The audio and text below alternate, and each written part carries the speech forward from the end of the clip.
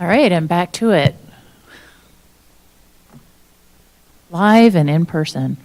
All right, so it does display the hour changes in red. We noticed that you had changed evaluations to performance management, and we would like to revise that to annual evaluations. And then scrolling down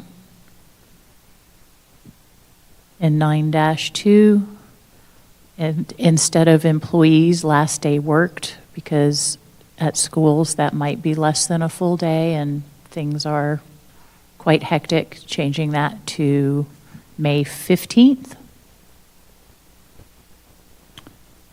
And then scrolling down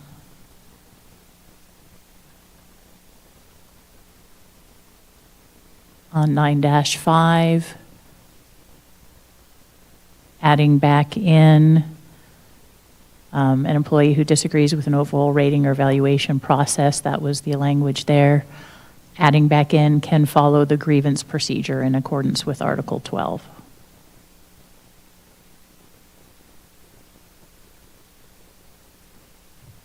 And then, as we discussed earlier, that the evaluation is a collaborative process. I know you had proposed moving things from Article 10 into 9. We are suggesting that they go back to 10. They may be brought up during the evaluation process, but the actual performance part would be the Article 10 portion. So what you had proposed, moving from Article 10, we're striking and suggesting that it go back to Article 10. But other than that, yes. So, maybe close.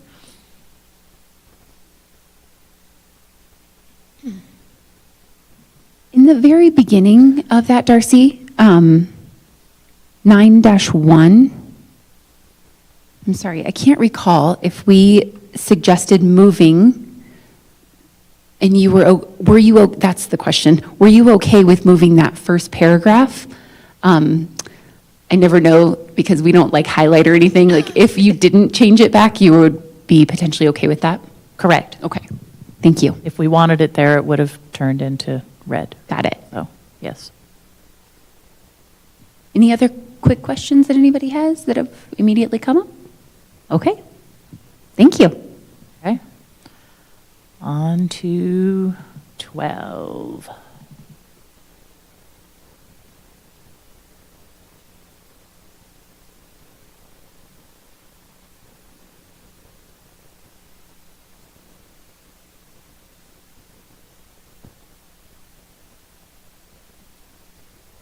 So this was your District Alpha, our JESPO Bravo.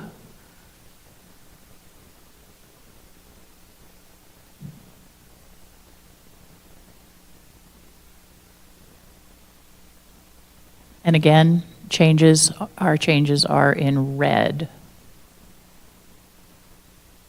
just to help nobody's colorblind. I have colorblind people in my family, so that's a huge conversation within itself. Adding language. The purpose of the grievance procedure is to provide a fair, formal, and expeditious manner of resolving differences as to any matter contained in this agreement or violations of district or departmental policy or law. To that end, employees are encouraged to first attempt to informally resolve their concerns with their direct administrator before initiating a grievance.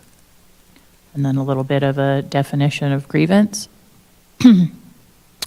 Grievance is a claim by one or more employees or the association that there has been a violation, misinterpretation, or misapplication of a provision of this agreement, an existing district rule, policy, regulation, practice, or law, or that an employee has been treated unfairly or inequitably. Striking through the language means a complaint by an employee, which is why we added, excuse me, that. Striking through class of employee and changing representative status refers to JESPA's exclusive authority to act on behalf of employees covered by this agreement in all matters related to collective bargaining, contract enforcement, grievances, disciplinary actions, and workplace disputes. Striking through neutral administrator, and you'll see why later as we get into grievance process. And adding new language, administrators may not be accompanied by HR or legal representatives at step 2 or below of the grievance process. Further adding new language, the district shall ensure,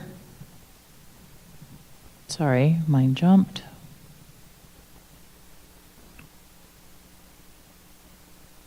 The district shall ensure that all administrators receive annual training on the collective bargaining agreement, CBA, including their duties and responsibilities under its terms. Administrators must confirm in writing that they have read, understood, and will uphold the provisions of the CBA. Failure to comply with the CBA shall be subject to appropriate corrective action. JESPA shall be provided with the training materials in advance and may request additional topics be included to ensure full compliance with the agreement. So we're kind of referring to, as employees all need to say that they've read through the policies of the district, kind of leaning into that a little bit so that administration is familiar as the CBA changes every year to make sure that they're familiar with the entire agreement every year.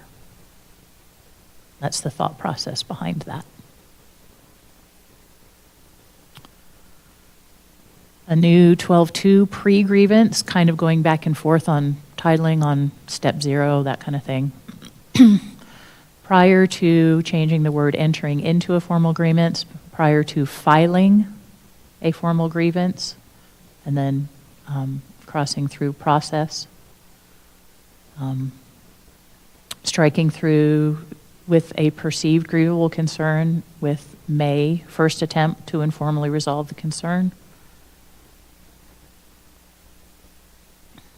New language, if the employee elects to seek informal resolution, the administrator shall schedule a meeting within 5 work days of the employee's request. Adding new language, if an employee elects to engage in informal resolution meeting regarding a workplace concern, the administrator shall document the discussion and any proposed resolutions in writing. The administrator must provide the written summary within 5 workdays of the informal meeting to the employee, their representative, if applicable, and the association. If informal resolution is unsuccessful, or if the employee elects not to participate in informal resolution, a formal grievance may be filed within 10 workdays of the written summary or of the latest occurrence of the violation. So we noticed that there wasn't any documentation of if it does get resolved at the low level, we wanted to make sure that that gets taken care of. And then eliminating the grievance process shall not be utilized to resolve complaints of alleged sexual, unlawful harassment or discrimination. Eliminating that language. On the step 1, calling it administrator meeting.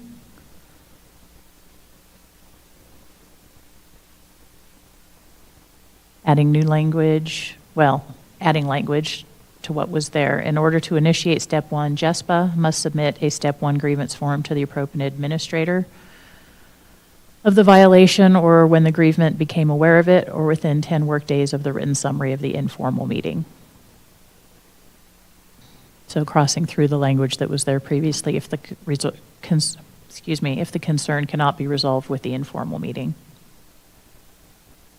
And then adding language to what's already been proposed, a meeting to resolve the grievance will occur within 10 work days.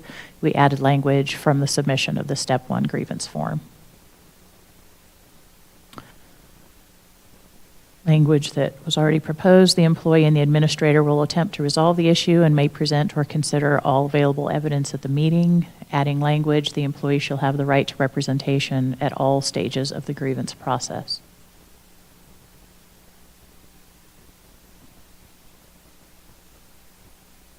Striking through the hiring folder, that will be moved, I believe, to Article 4. A JESPA representative may request and review the hiring bid folder within 10 workdays of becoming aware of a potential grievance.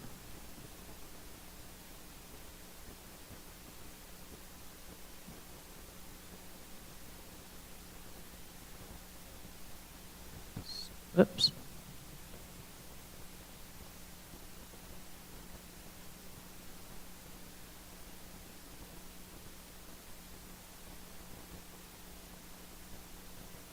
Striking through the grievance must clearly reference the articles that was addressed above.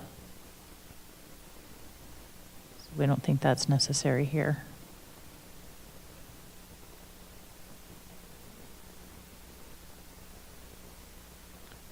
And just changing some wording at the conclusion of the step 1 rather than grievance meeting.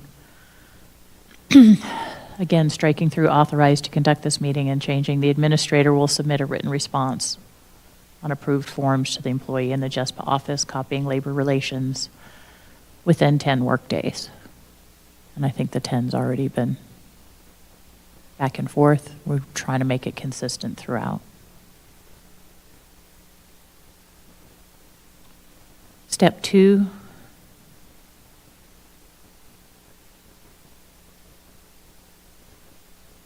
Changing from neutral administrator hearing to district level grievance. Striking through the grievant and putting it back to JESPA.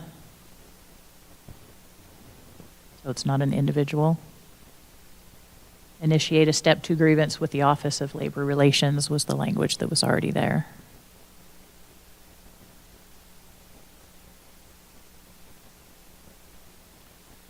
Striking through the language, the step 2 form must explain how the step 1 response failed to meet the requested remedies.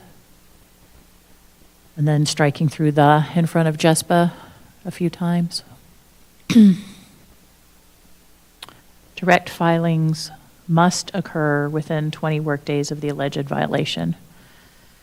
In the event of an ongoing situation, a grievance must be filed when the JESPA has been made aware of the issue. Changing language further, instead of a designated district administrator, adding the phrase at executive director level within the same department instead of director level or above. Changing it from neutral hearing to just review officer at step 2. Striking through request and changing it to filing, again, to keep that language throughout. It's a filing. Striking through that clearly defines what remains unresolved as a result of the step 1. And again, changing it from neutral hearing review to a grievance meeting.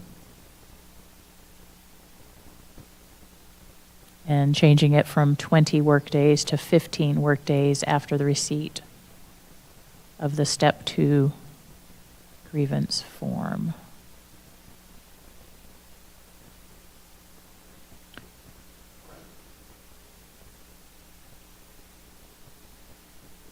Changing neutral review meeting to hearing twice in that next paragraph. And then saying the reviewing officer will consider all documentation and evidence and hear arguments presented by the association. Figuring that the district has already presented their evidence at the step 1, it would just be a repeat at the step 2.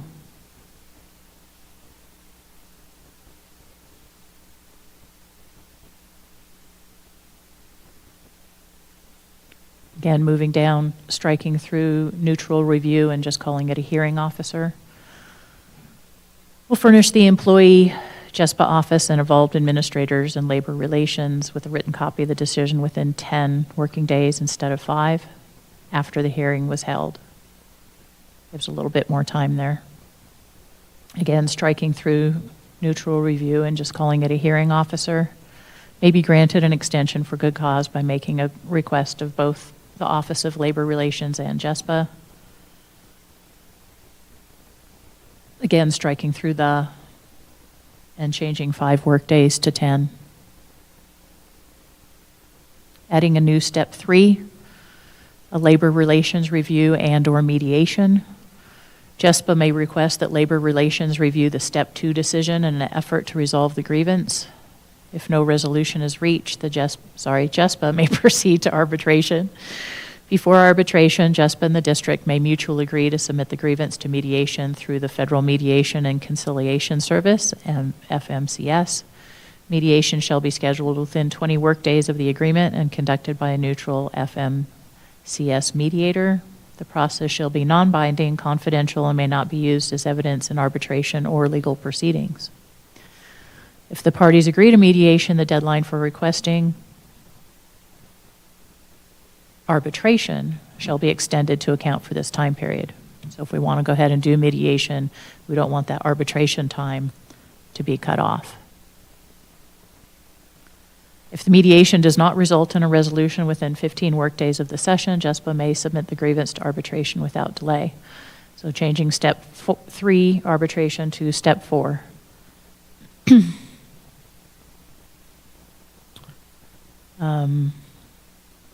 Crossing through the submitted using a step 3 form transmitted in writing to just say a demand for arbitration will be, oh, we crossed out submitted. We need to have submitted.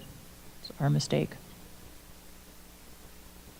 Demand for arbitration will be submitted by JESPA to the Office of Labor Relations within 20 workdays after JESPA receives the step 2 decision, a step 3 labor relations review, or mediation, whichever is later. And changing the JEFCO legal counsel to the district legal counsel assigned instead of the Office of Labor Relations. And then changing the list of 5 potential arbiters instead of 5 days within 10 days.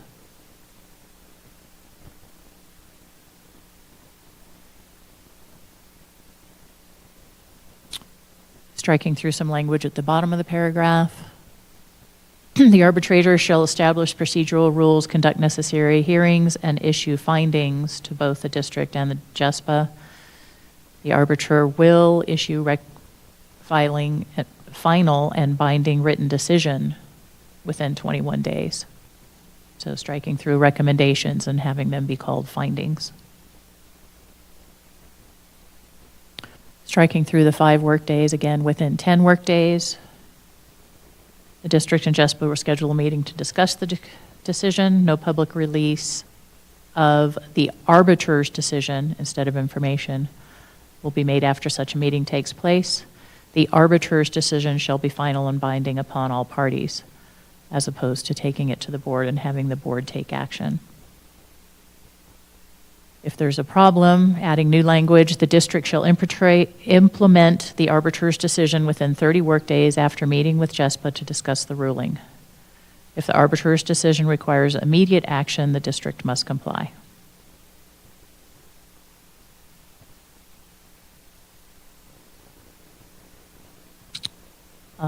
Under general, instead of 12.3, it's now 12.4. Adding language 12.4.2, if at any level of the grievance procedure a decision has not been rendered within the given timelines, the grievance shall automatically advance to the next step of the procedure. We like the table. There's nothing wrong with the table. It's just that in negotiations, we don't want to continually redline. So that's why it's redlined here. It's not that we're against it or against what's there. We just don't want to nitpick what it is until we're done. We agree that we can fill this out. And I know it looks scary. We're not redlining the whole thing.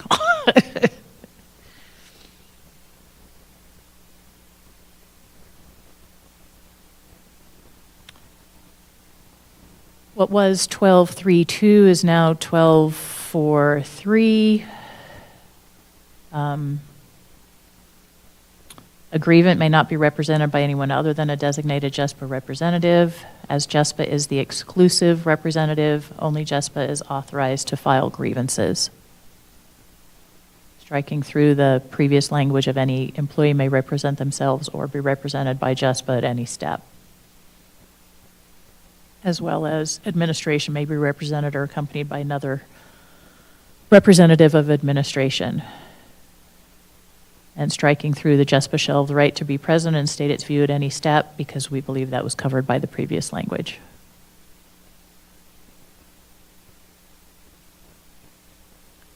Number changes in the subsequent sections. Adding a new 12.4.8. Nothing in this section shall prohibit JESPA from pursuing additional legal remedies as permitted by law.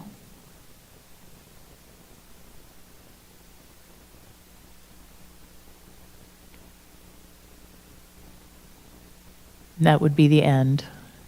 That would be the end of 12. May I ask 2 quick questions that came to mind course. immediately? Back at the top, you had an administrator cannot be represented by someone from HR or legal. What if the administrator being grieved is in HR? Like, then could they have their administrative representative? For example, if one of my directors was being grieved in HR, then typically the executive director who supervises that director would be their district representative as part of the step 2 grievance. And so it's like an HR representative, but not acting on behalf of HR, acting on behalf of their administrator. Does that make sense? Because we say step 2 and below, I understand your question. Okay. I just wanted to make sure that sometimes that might happen if they were the ones being grieved. If HR was being grieved, an HR representative would be there, but not as an HR representative, as an administrative representative. Okay. I just wanted to make sure that that made sense. And then my other question, in the step 2, you've reverted it back to district level grievance. I was just wondering if you could talk a little bit about why you would not want that hearing officer to be neutral. So when you ask for them to be within the same department, we can typically make that happen if that department has an executive director. I don't think every single department does. But I just wonder, instead of it being neutral, is there any thinking you'd share around why would you want that person to be within the same department? And we would like to believe that all are neutral. But we're hoping that at the department level, that if there's something, background knowledge turns out to be important, and then if it pops up that it's some kind of training or other ideological something that needs to be addressed, that's important. We're wondering if it's someone not involved, if that happens. Is that? If it's okay, I'd like to give some context as well for what we're trying to solve for. The problem with our hearings is they never feel neutral because we hardly ever succeed in a step 2 hearing.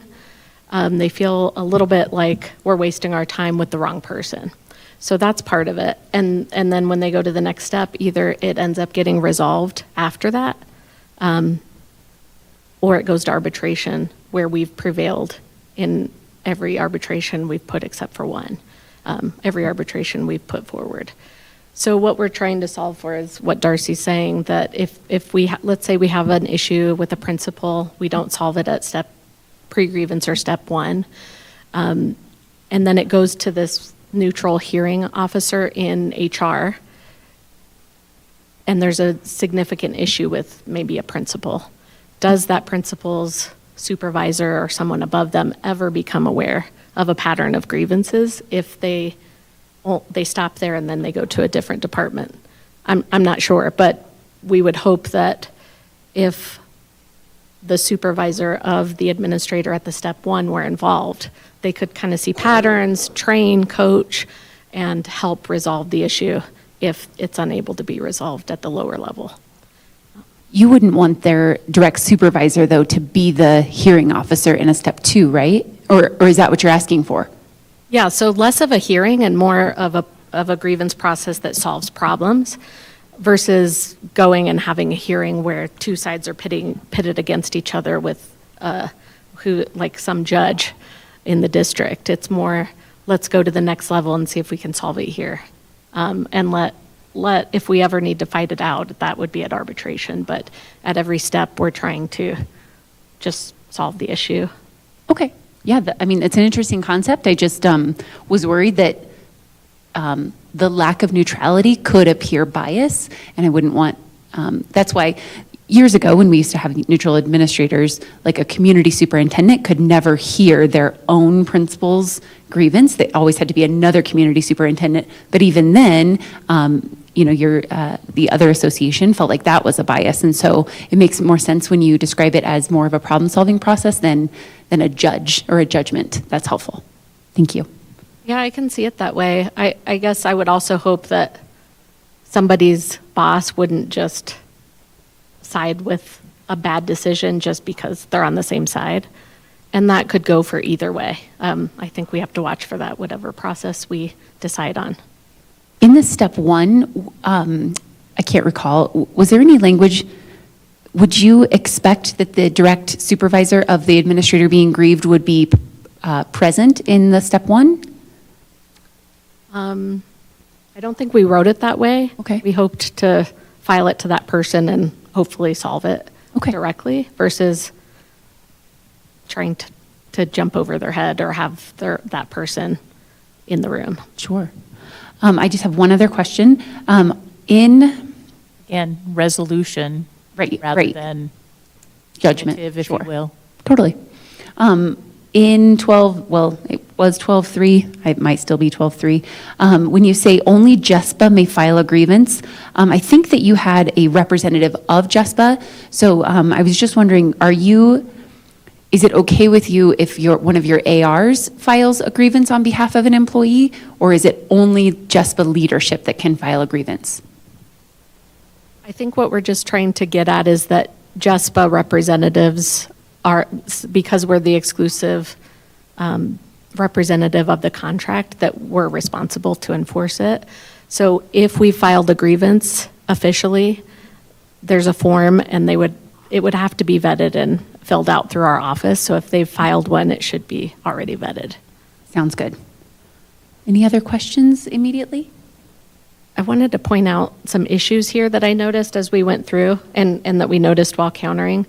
There are some times where there are multiple colors, and this is kind of the issue when multiple people on either of our sides are working on one proposal.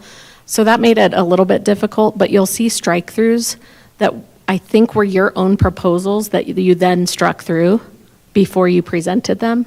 So they're not necessarily our strike-throughs, they were maybe ideas you had that then were struck through on your side. There were a couple of those where you can kind of see like this purple color where there's strike-throughs in purple. So there's like this blue, there's pink, there's purple, there's brown, there's pink and red. So it's really hard to see. So I just want to make sure you all, I believe ours only show up in red.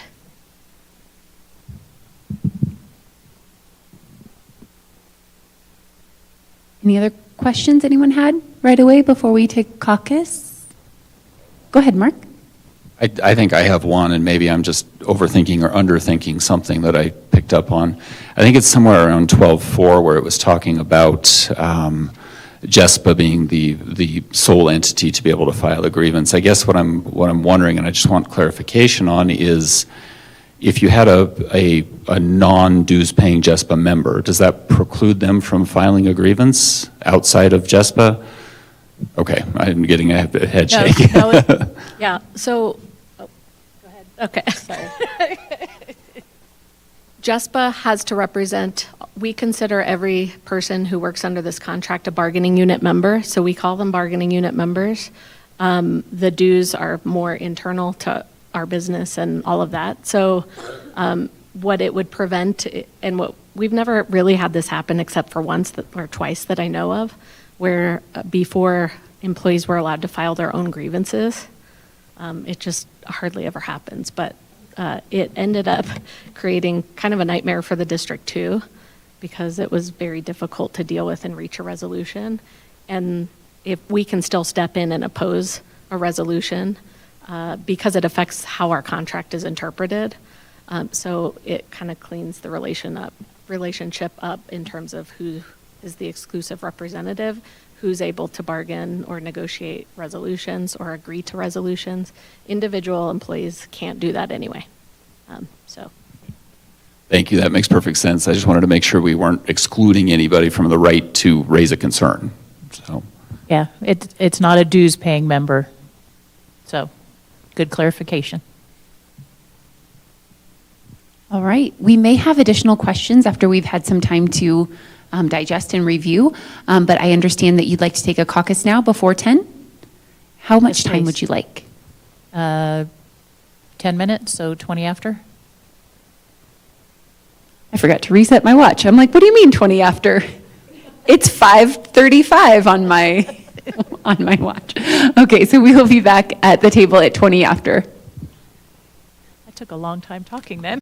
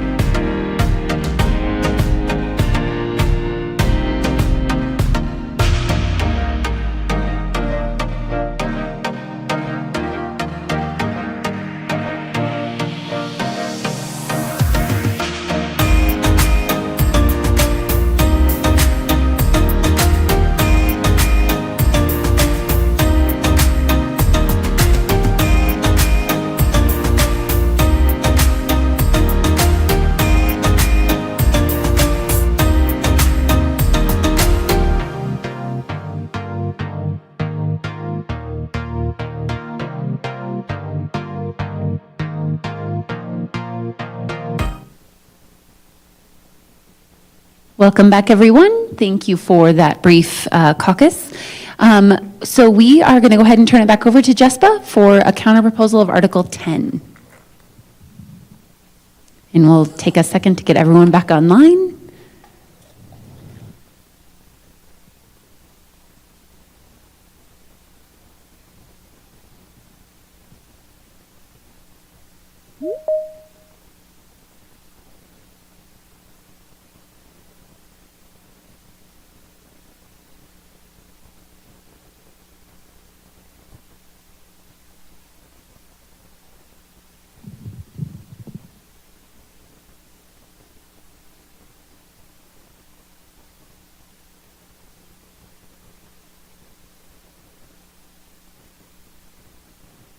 Okay.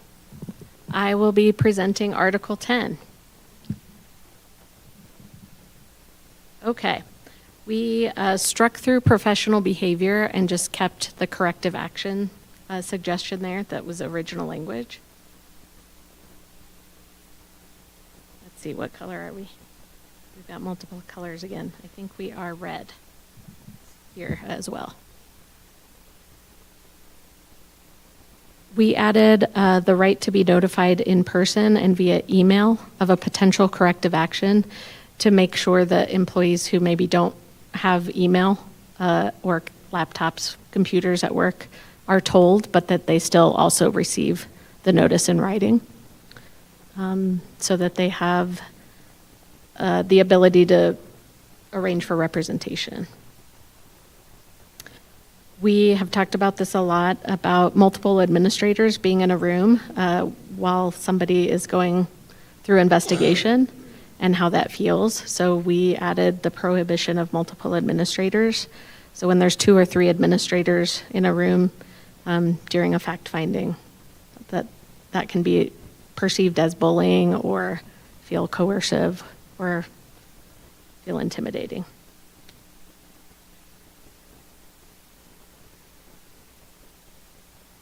We added back, I think we added back rules and policies under adequate warning. So just cause includes the following rights. You have to know the rule that could result in corrective action. So the addition of kinds of misconduct does not fit with the definitions of just cause. So we struck through kinds of misconduct and went back to rules and policies. Whoops. Sorry. Oh, you couldn't see that.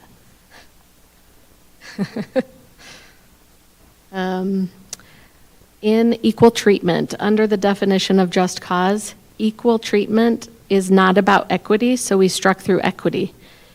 Even though equity is good in many other cases, in the case of just cause, the rules and the policies and the penalties all have to be applied equally, without discrimination.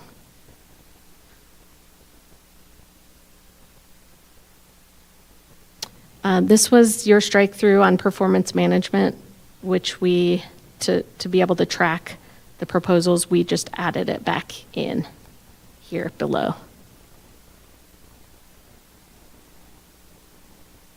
So all of that language goes back in as corrective action.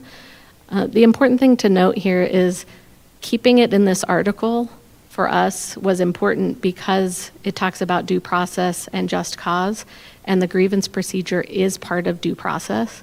And so moving anything performance related to an appeal process or under Article 9, we believe makes it too easy for an employee to become at will for a performance issue. So if we had an administrator that maybe was acting discriminatorily and figured out that they could just fire someone over a performance issue and that JUSPA would not have the ability to grieve it, that would eliminate just cause due process and make an employee completely at will over performance. So that's kind of our rationale for putting it back in to Article 9.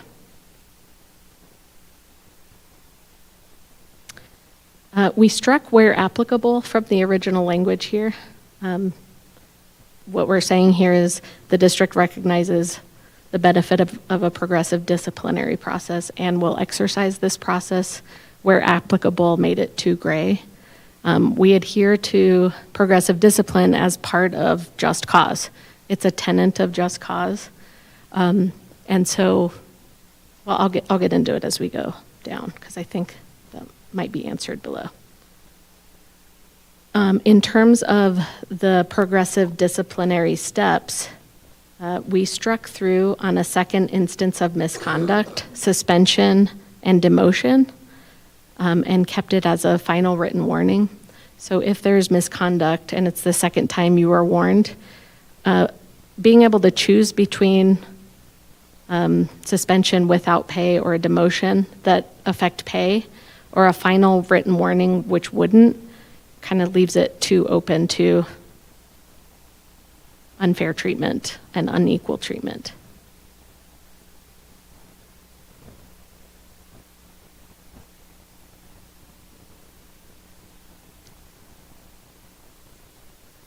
The next two, in cases of intentional violation of district policy or commission of a felony, and the one about discharging for willful abusive leave benefits.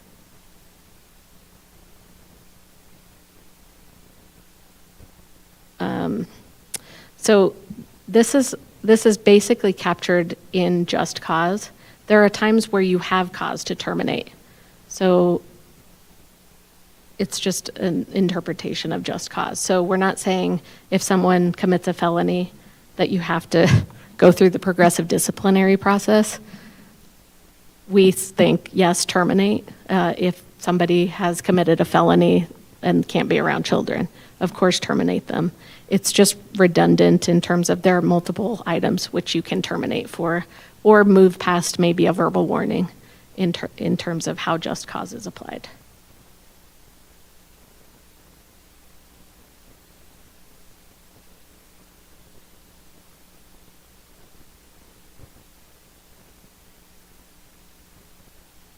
We struck through that like a non-disciplinary letter of expectation is not subject to the grievance process, simply because we have grieved them in the past and had outcomes in our favor when we've shown that a letter of expectation was given in a way that violated due process and just cause.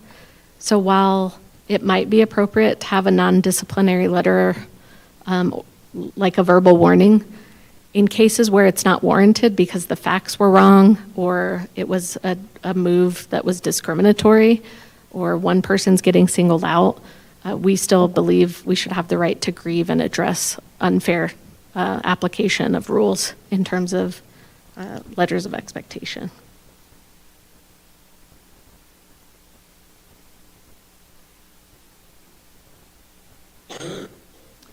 We struck first in 10.4.2 because I think your intent was more 12 months from your offense. Like a first offense for someone who's been around for 20 years might have been 20 years ago.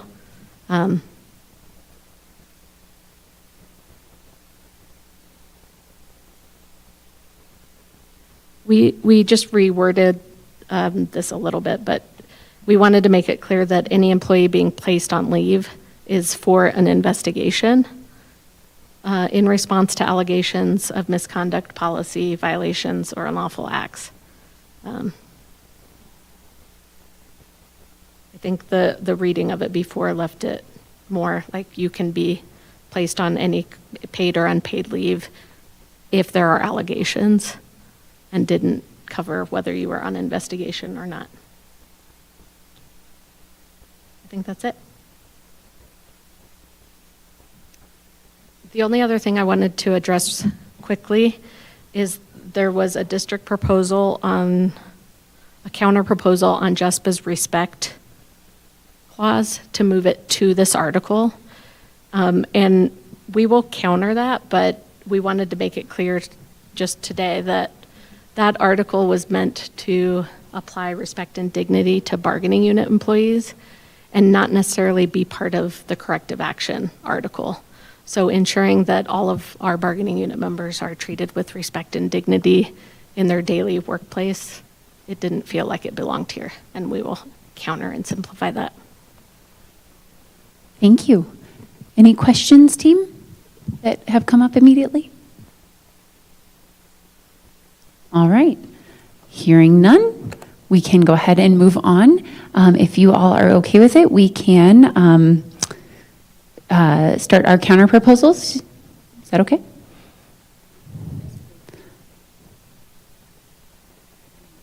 For those of you just listening, that was a yes. Thank you. All right. Jen has custodial ready. Mark, are you ready? Mark, do you want to share it? Do you want me to share it, Jen? Okay. Sorry, Jen is downloading the others. I just have to find it and I will share it. Is it in the shared folder? Okay. How many clicks does it take to get to?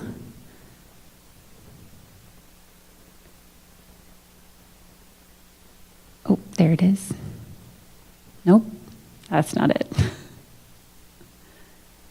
Red lines. New articles. Okay.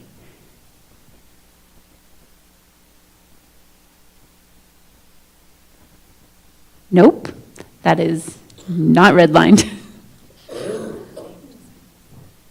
It just looks normal, like there's no red lines anywhere. Maybe I'm crazy. Please hold.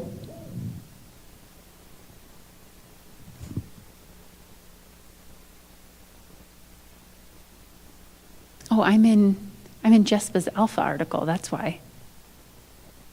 Oh, jeez. Because it wasn't red. The whole thing was plain.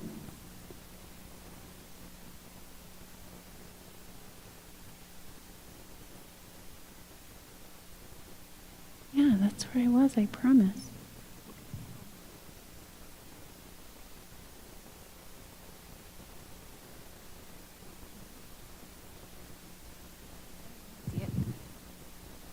Jeffco Bravo.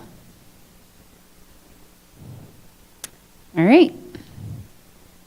Let me make it bigger.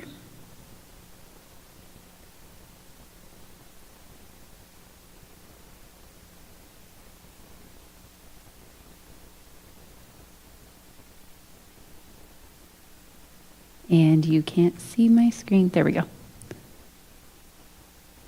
Okay, there you are, Mark. Okay, so kind of forgive me if I go back and forth from this screen to that screen. I can see better far away sometimes, and I can see better close up sometimes. So we'll go with what works in the moment. Thank you. Okay, so naming convention. It looks like we're dealing with Jeffco Bravo with today's date. You will see kind of right up front what I wanted to address, just a little bit of a name change. Wanted to go with custodial services as opposed to just simply custodial. Just seems to fit what we go with in daily business. For Article 1Z1, there's an awful lot of red strike through there. What I am proposing that we do is move a version of this out of the custodial article and into Article 6 because it relates to pay.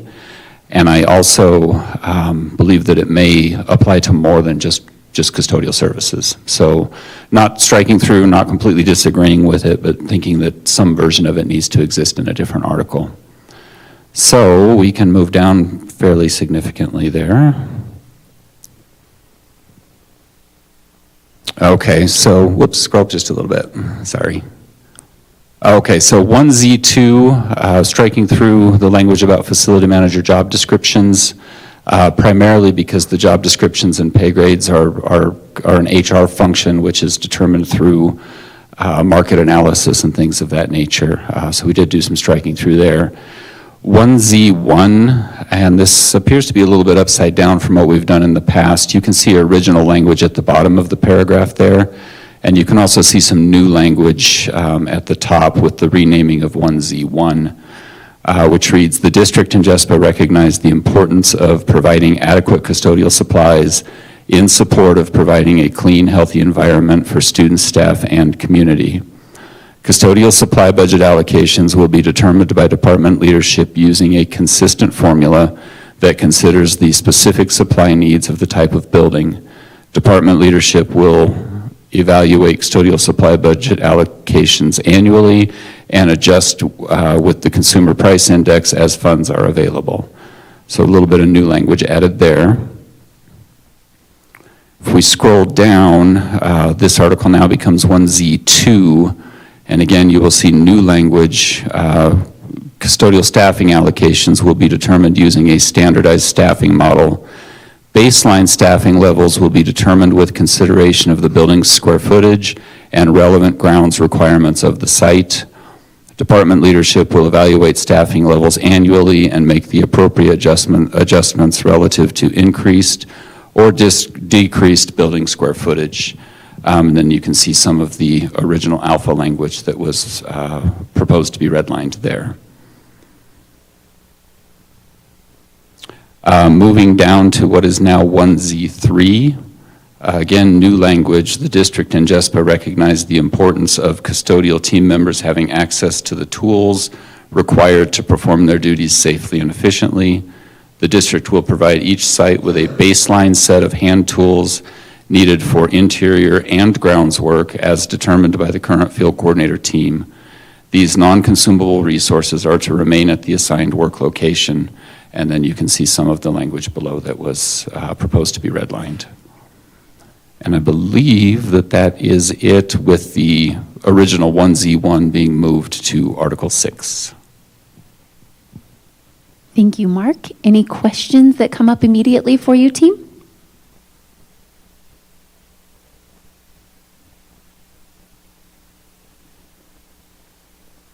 Just the only thing that jumps out is not any increasing for building capacity student level. That's correct. I believe that the student level is way too much of a moving target for us to be accurate with.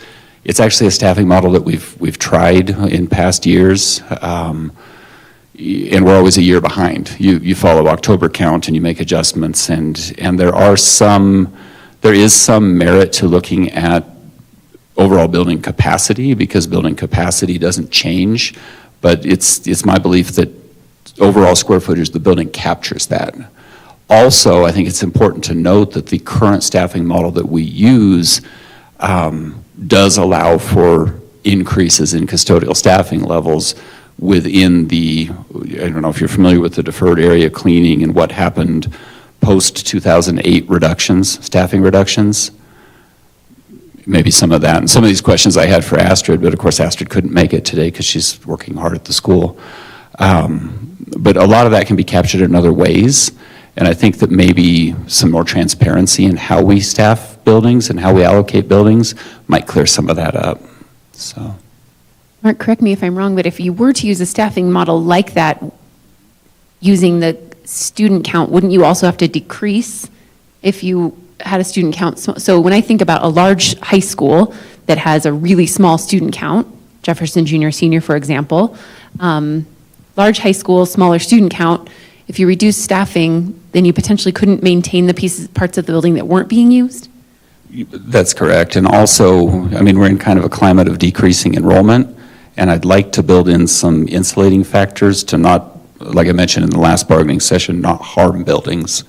Because we do have a handful of buildings, Three Creeks comes to mind, that is just busting at the seams and could absolutely use a boost in staffing.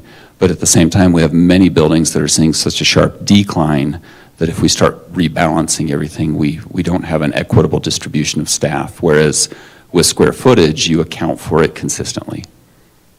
So, does that make sense? Thank you for addressing that.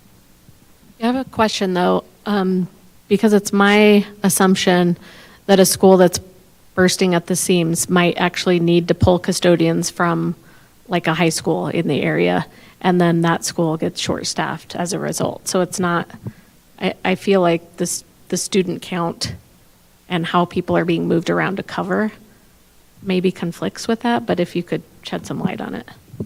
I can tell you that people are being moved from building to building very infrequently at this point in time. During the COVID staffing crisis, when we had 50 vacancies, that was happening, but that was the first practice that we worked to eliminate. We now prioritize how we're going to staff a building, and we look to first the substitute custodian pool with the area sport custodians. Secondly, we look to an overtime offering.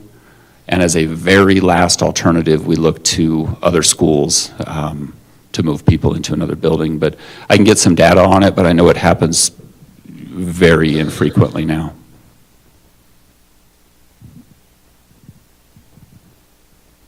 Any other immediate questions that have come up? Yes, there was a section that talked about it in consultation with the field coordinators. Yes. I lost it. Is that 1Z2 or? Oh, that might have been the resources. Is it 1Z3? Yeah, here it is. Current field coordinator team, line 4-ish. Yep, that's it. Can you just clarify what you mean by that? Yeah. Thanks. It's hard to put everything in a paragraph of what you mean by that. What I'm trying to establish is a collaboration between the school-based manager and the field coordinator team to determine what tools are truly necessary.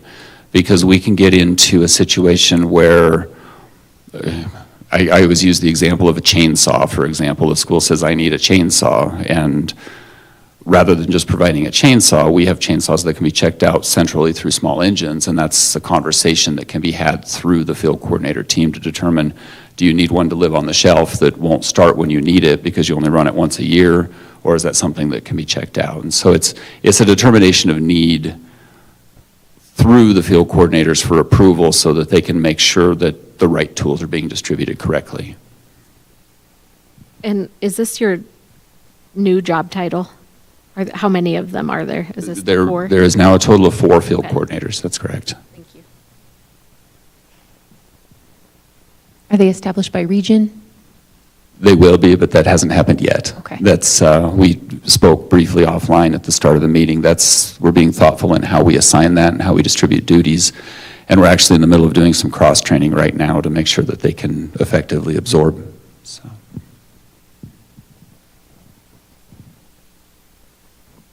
All right, seeing no other questions, we will go ahead and move on to the safety article. All right, let me pull this one up. Yes, I do have another sure. question, just about the part that you struck and said that you would propose moving some version of it to Article 6. Is that on your list to counter separately, or at a certain point when you do Article 6, counter completely? Yeah, we will counter that. Like Mark said, we're not in opposition to some version of that language, but to Mark's point, it doesn't necessarily just apply to custodial staff. And we do think that because it's discussing salary, that it should be part of the Article 6 on salary. So eventually we will bring that back for a counter. More specifically, you will see a counter in tandem with diff pay in that article and how that all kind of ties together, so. All right. Our counter proposal to the safety article is the next one that we will share. I don't know why it has such a hard time sharing my screen. Okay. Let me make it a little bit bigger. Okay, so Article 2X, safety. This is the Jeffco Bravo version for today. So in the beginning, in communication, we've modified it. We felt a little bit redundant, this first statement, and so we just want to be real clear and to the point. In cases of an accident, assault, or incident involving head injury or other bodily harm, 911 shall be called in accordance with district emergency protocols.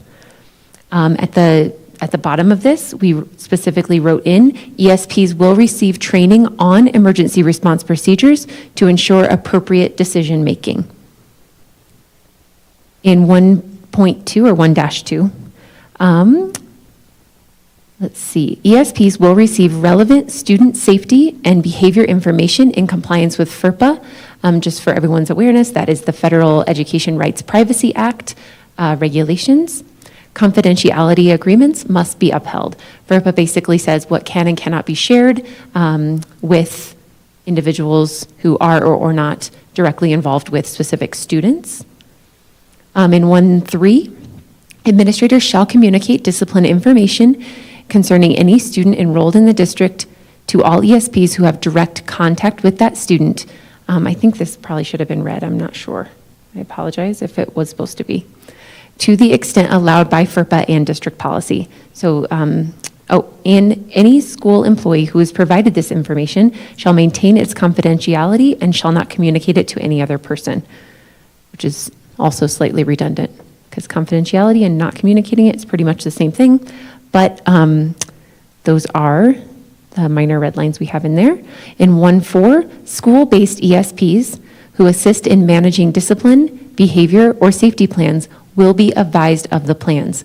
In this case, we would consider a school-based ESP to also include a bus driver who would be assisting with discipline management, behavior, and safety plans as related to the bus. So if we need to add in including bus drivers, we're happy to do so. Under the transportation section of safety, 2.1, each bus terminal will be provided equipment to use for snow removal where operationally necessary.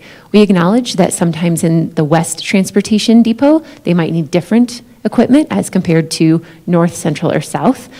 So simply giving them one type of equipment is not always sufficient.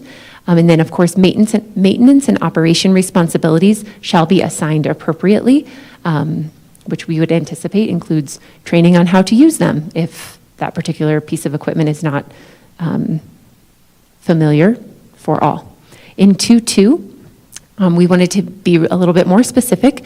Bus assistance shall be assigned based on documented student needs and route-specific requirements.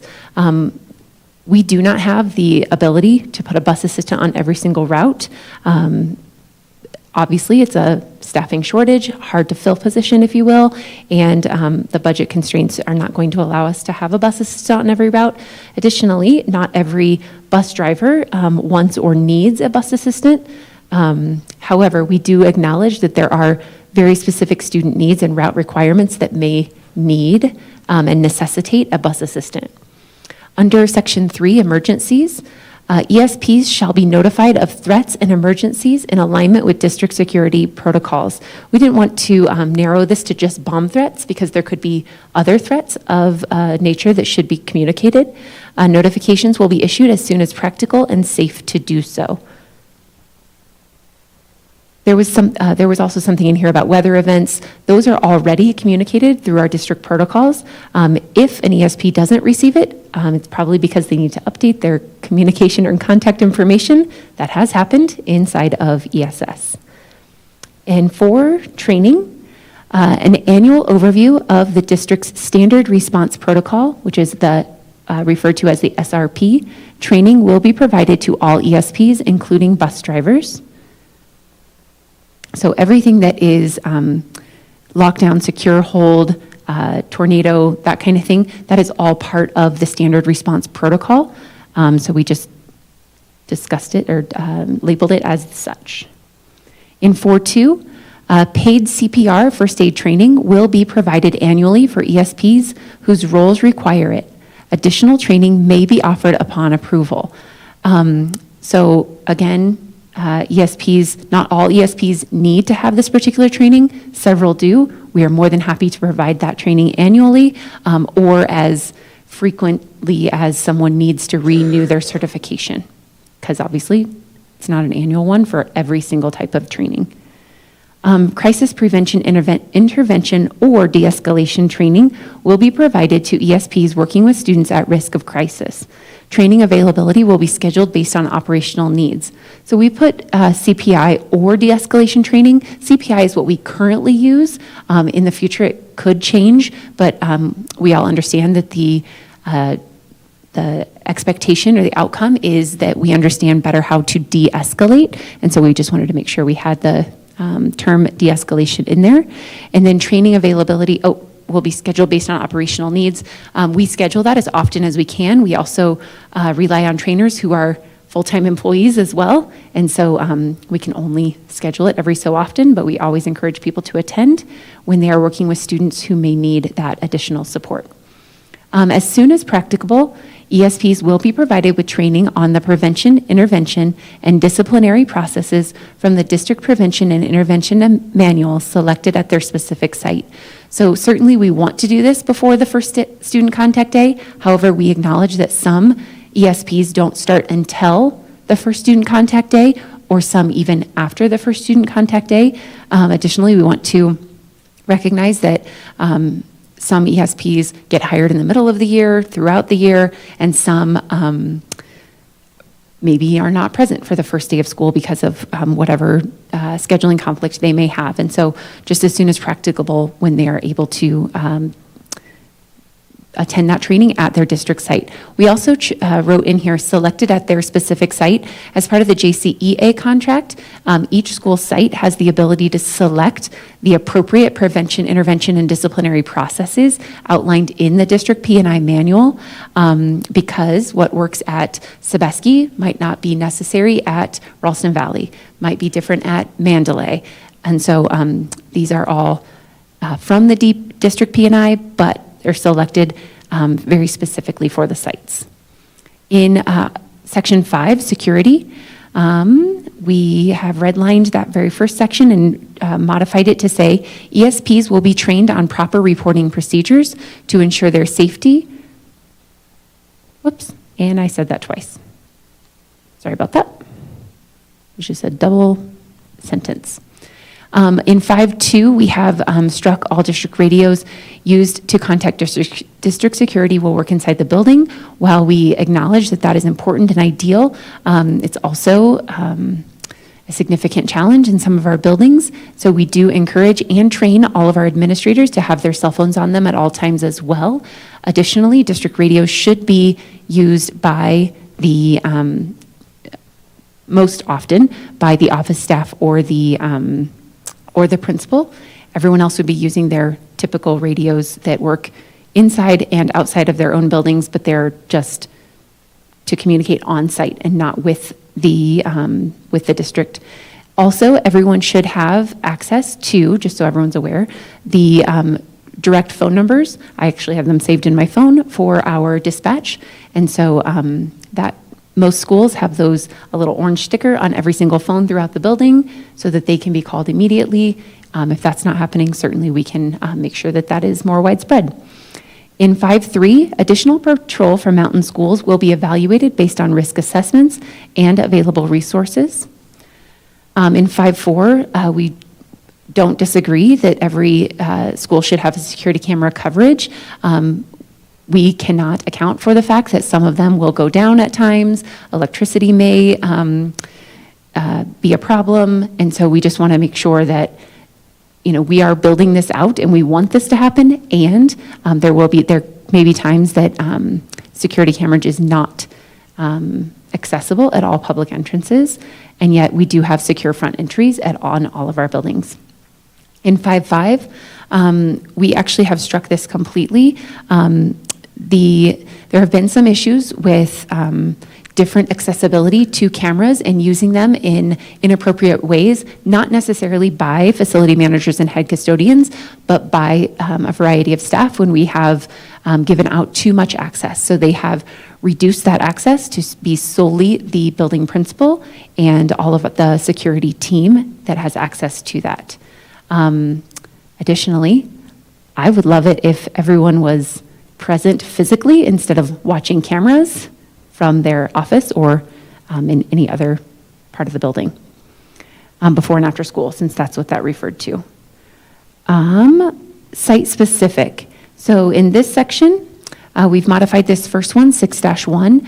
Funding for sensory and social emotional materials will be allocated based on school level needs assessments and individualized education plans. So of course, as you can imagine, not every school needs the equal amount of funding in sensory and social emotional materials, but there are some schools, specifically those with center-based programs, that may have an increased need. And so that is reviewed by the special education team and by the individualized education plans of the students who attend those schools. In 6.2, the term ISP, just so everyone is aware, it actually stands for Independence Support Paraprofessional. So an independent support paraprofessional staffing will be determined by the student IEP team based on student needs with flexibility in assignment to ensure equitable resource distribution. So as you can imagine, ISPs are assigned for different needs. Some of them are assigned because a student needs extra support while toileting or while feeding, where other students need ISP support just to watch to make sure that they don't hurt themselves because of some kind of birth defect that has created an unsafe situation for them out on the playground. And so their ISP support might be very different than another student's ISP support. So we want to ensure that that flexibility remains. With regard to toileting, it is not always the school administrator who is the next trained person. And so this is already part of a student's IEP, that when the two trained staff members are not available, there is always a backup identified as well. But we felt like that belongs in a student's IEP and not necessarily in the CBA. And then finally, in 6.4, drinking water, what we've replaced this with is drinking water testing will be conducted per EPA and state health guidelines, which is currently what you have listed and could change, could improve in the future. And test results will be made publicly available, and remediation plans will be prioritized based on severity. And just so everyone is aware, those test results currently live on a publicly accessible website that we maintain. All right, what questions do you have?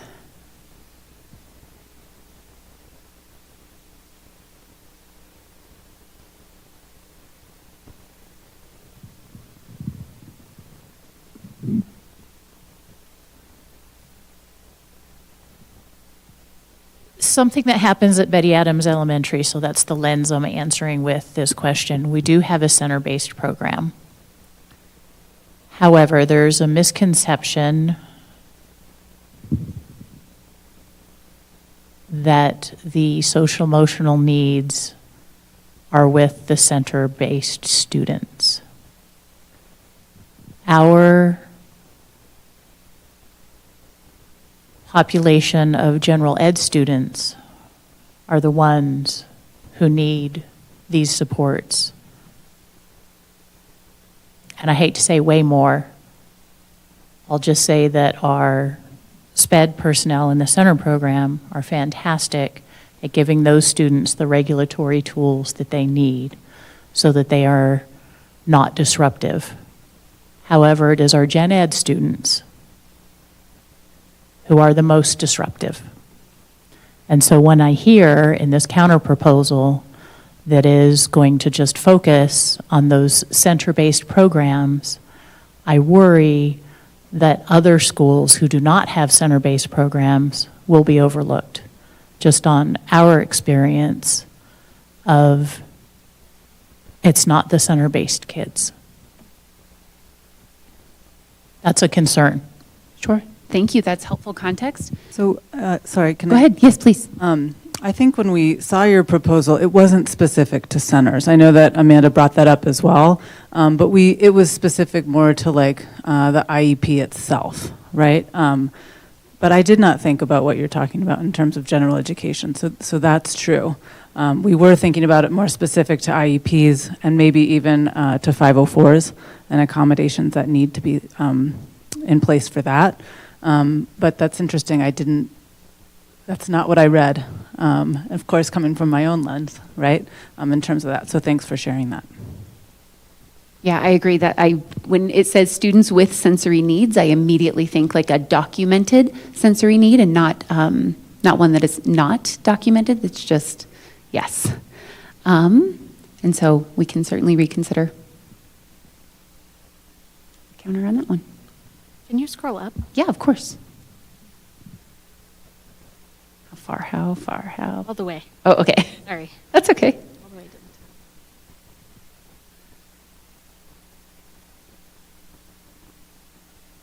I'm curious where it says 911 shall be called in accordance with district emergency protocols, what that means. We actually have a document that should be posted in every classroom and every office throughout the building that is, I know it's a laminated document. I have access to it. I can pull it up in a matter of seconds here, that actually says when to call 911. And so that is what we should be using for our protocol. Yeah, do you want me to pull it up? Of course. Hold on one second. I just saw it last night. Oh, and then I can reshare this.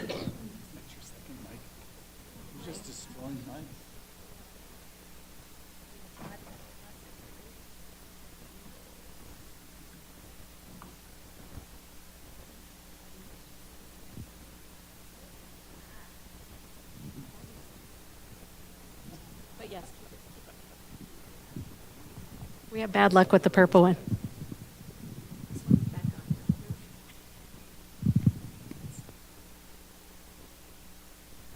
All right, here is, again, so this is the document that I was just referring to. I'm trying to make it bigger, but I can't get to that. So we'll just, so we have this initial emergency notification document that indicates what should be done. And you'll notice that it says first, call 911. Second, call security. It lists the phone numbers there. And then call all these other people as needed. And then down below, it actually lists out incident notification checklist. Schools must contact dispatch in any of these situations, but you, again, on the first page, it says first call 911 and then call dispatch.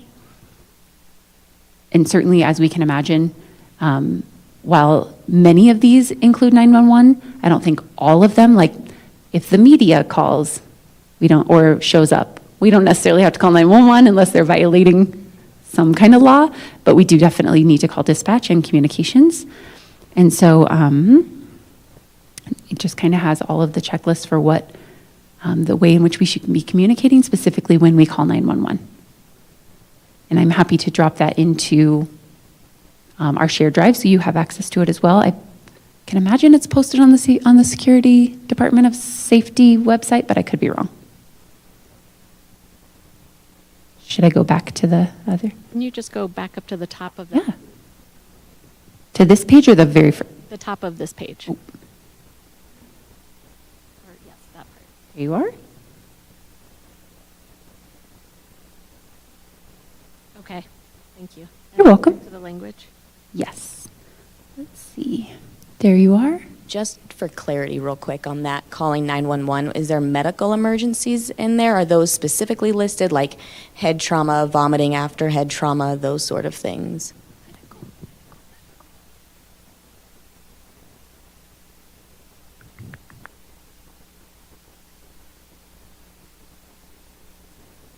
It has bus accident with injuries. I'm trying to find it, sorry. Injury resulting in medical transport. Again, these are for contacting dispatch. So these aren't necessarily exhaustive of calling 911.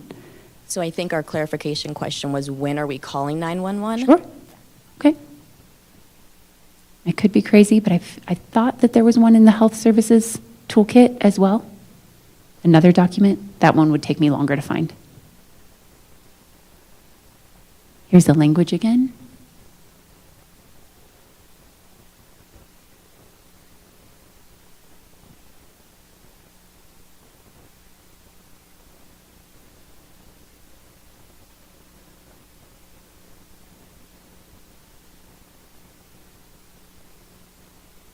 And would there be a consequence for violating this as in terms of process?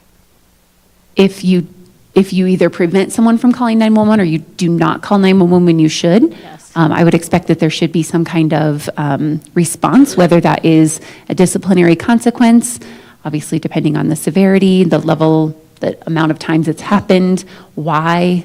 Certainly there should be an inquiry into the why. Okay.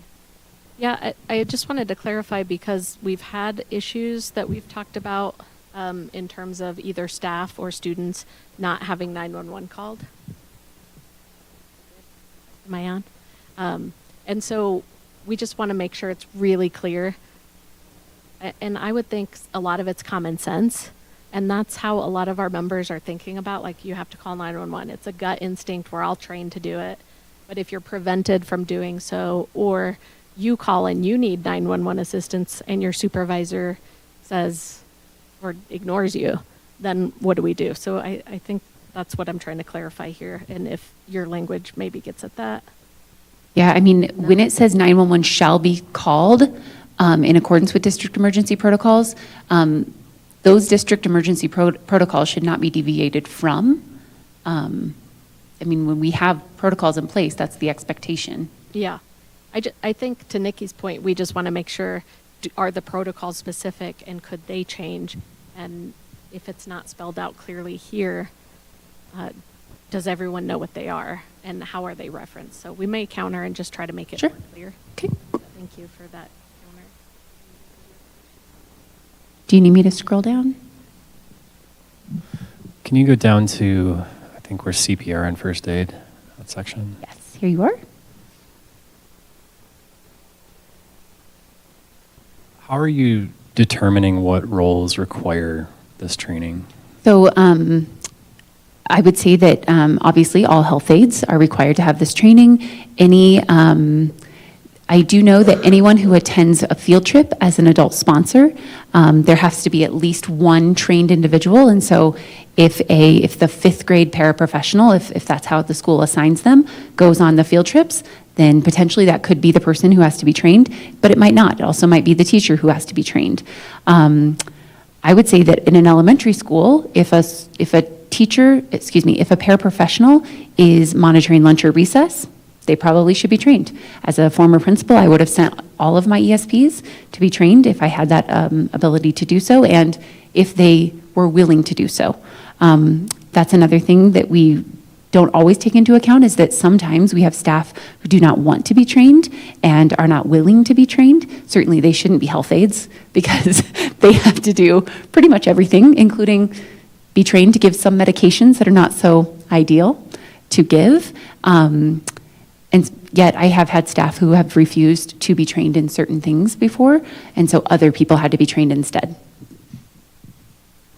Okay. I would hope that if there's a requirement for this, that it lives somewhere that's easily accessible and very clear.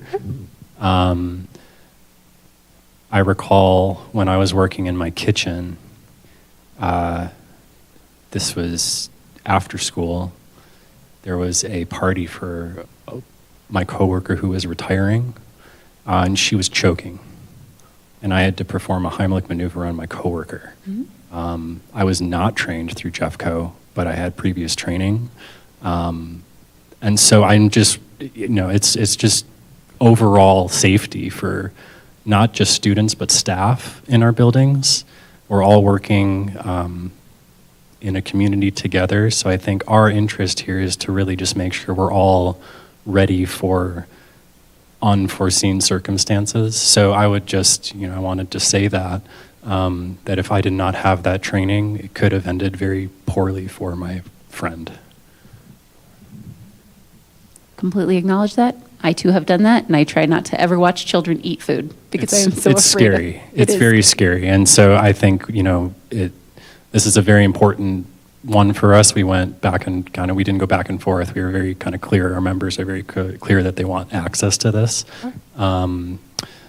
So, yeah. I also had another question. I believe it's 5.1 in the security section. Okay. So this came out of our interest here came out of some other very scary situations where ESPs had to who were not trained as security staff to go investigate situations. And so I think going to trained on a reporting procedure, I just want to say it just kind of doesn't really get at what we're going for with this one, where we don't want people to be forced into unsafe situations without training. And I just wanted to state that. I think this is, we'll likely counter that, but this is more about making sure that our employees aren't forced into unsafe situations. Sure. Just for reference, one of the things that I thought about when I reread this one was sometimes it's not actually security staff. It could be administrative staff that are trained. Not all of them are, but I mean, just the word security there kind of limits this to being only campus supervisors, potentially if they are trained, which some are, or only R1 or only law enforcement, whereas sometimes there are other staff who are trained to do this. So just a thought. That's it. I had another question in this section. I believe, yeah, we have the district radios in here, additional patrol, the cameras. So I believe a lot of the interest here came from when custodians are working alone at night. So being able to see what's outside in the dark on the cameras. I understand your concern about camera access, but figuring out how custodians could have access to see what's outside in the dark, or to be able to call if they don't have a cell phone and they don't have access to the radio, what should they do in absence of these things? And I can say that night custodians have never had access to the cameras. It was a facility manager function at one point in time. And what we discovered when we looked into this, that a lot of that was redundant because the buildings are monitored, and Brandon, correct me if I'm wrong, but the buildings are monitored 24/7, and we have the security protocol. And what I'm kind of seeing as we look at some of these articles is we just talked about ESPs not being trained to do security things. I kind of feel that way about the cameras, that's a security function. And when the facility managers had it, it was either a redundancy of what's already happening with the 24/7 monitoring, or quite honestly, the cameras were being used for something outside of their general duties, their general job duties, and they were being asked to perform duties that were outside of their scope of work. And so that also weighed into the decision along with just district policy. So I agree absolutely 100% when we have the night custodians, especially when we have the single custodian schools, that's a primary concern for me. And that's one thing that I would like to address through a staffing rebalancing of some kind down the road as money is available. But I just don't think cameras solve that problem. Does it make sense? We also understand that there has been some misuse of those in the past, potentially watching people for performance, or watching people in general that they shouldn't necessarily be watching using that kind of equipment. We have very specific expectations that we are not using our camera footage for performance concerns. So I'm not watching for somebody sleeping on the camera while they're supposed to be doing their work, or that kind of thing. And so we certainly don't want that to increase that potential misuse. Agreed. I just know that I've had conversations with custodians who either have had somebody from the community maybe stalking and waiting outside. So I think what we're trying to get at is what would keep them safe. So while the cameras maybe per district policy they can't access, what should they do? I mean, could they call does every school call dispatch? Because that seems like a burden too, but I don't, how is it supposed to work?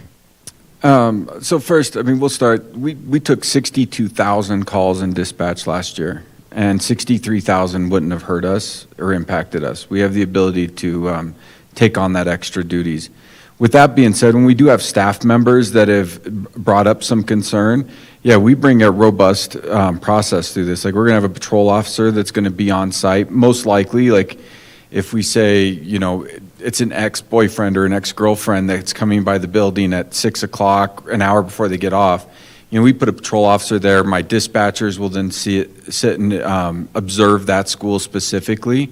And yeah, it may only go on for a month, or until the issue that's warranted this is subsided. But we do observe it. We have 2 dispatchers on minimally at all times. During the day, we have anywhere between 4 to 6 dispatchers on, including supervisors. So we can take that capacity on. And that's what I would encourage in these situations, is that staff is encouraged to reach out to district security for really all of the stuff we've already discussed. With the 911 calls, we are currently interlinked with JeffCom 911. So a call to us saying that we have a student that fell off the playground, hit their head and lost consciousness, whether you call us or you call JeffCom 911, you're going to get an automatic response going to those buildings. And those things aren't even controlled by us. We have built it into our CAD to certain medical emergencies, like a bomb threat is example, would be an easy one, right? Like the bomb threat goes out to fire department, it goes out to EMTs, EMS, and then it goes out to the local agency that's in charge of that. And that's automatically spawned as soon as my dispatcher types in the words. Same thing with the medical emergency. It's an automatic spawning. Fire alarms is another example. So whether you contact us or you contact 911 directly, you're going to get the resources there. By not calling 911 and not calling district security is where I think people are put at a risk unintentionally. That would be, I think, my piece on that. I do want to jump in on the district radios. So the district radios are checked and verified that they work every single month. And that is done during their fire drill. Nobody calls us by their desk phone and goes to verify whether that district radio is working. We also then check it 2 more additional times, once during the fall for a lockdown drill, and then we do verify that radio is working again for the spring SRP drill, whether it be a shelter in place, evacuation drill, whatever that drill may be, it is verified there. Where it gets problematic is in schools, like for example, Evergreen. It's been 3 different buildings that have been pieced together over time and made into a large high school. There's limitations as that radio goes down into what may feel like an old bunker, right? Where we're dealing with concrete walls and there's no amount of technology that we're going to put in there that's going to get that signal clearly out in that spot. And so those are the pieces why it was, when you talk about district radios, why it's just problematic versus a brand new building where they put in new BDAs, the walls are built for the technology and the radios don't have a problem there. Those are like that one-offs. And so we have aging buildings, and aging buildings were built largely by brick and mortar. And those things do interfere with that radio signal getting out every single time to where you hear somebody say, I got to the edge of a building next to a window, and then I was able to get the radio signal out. That doesn't change for schools or a patrol officer that's responding in there, or a police officer or a firefighter that goes in the building. They work off the same radio system, the same technology, so. I'd like to kind of share a little bit of a story, because there is one facility manager, and I'm sorry, I'm going back to the cameras. There's one facility manager that I had heard from that was particularly concerned about not having the ability to check their surroundings via the security cameras. And that individual's story was that they arrived for work one morning, 5:30 in the morning, still dark outside, nobody around. And they came up upon the front door that hadn't been secured the night before.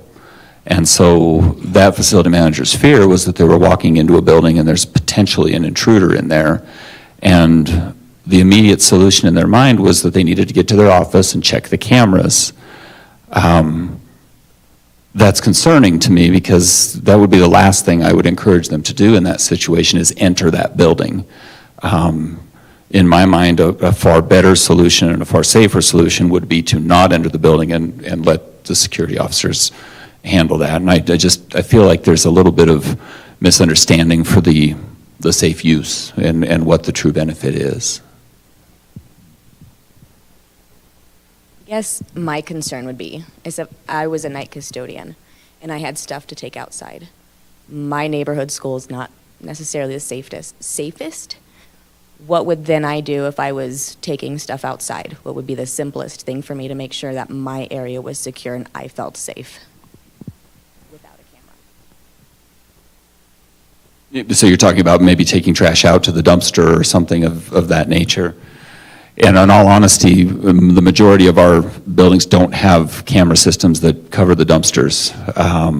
I don't know which school in particular or what their coverage would be, but I think that we lack a true ability to see those nooks and crannies, and I honestly, I think that's an awareness issue, and it kind of goes back to that staffing issue of, do we have more than one person present?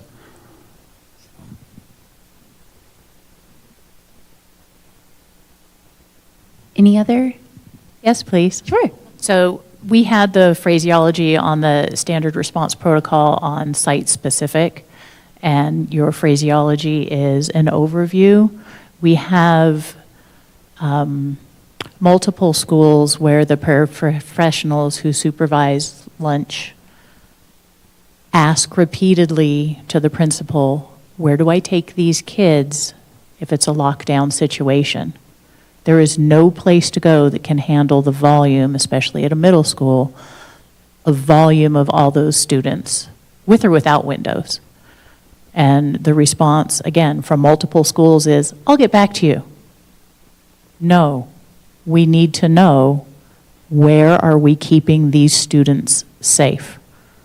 So an overview, sure, we can have an overview. Yes, this is what you do. You remove the kids. Great. Where? That's why we have that phraseology in there. And for kid safety, I will push back on that every time. I'll jump in real quick. And so the difficult thing about the SRP, right, is if I said this area is a big area and we don't have any windows out here, so we should, if we're ever on the 5th floor and there's an active shooter we need to lock down, we should come to this area. But what if the active shooter is in here?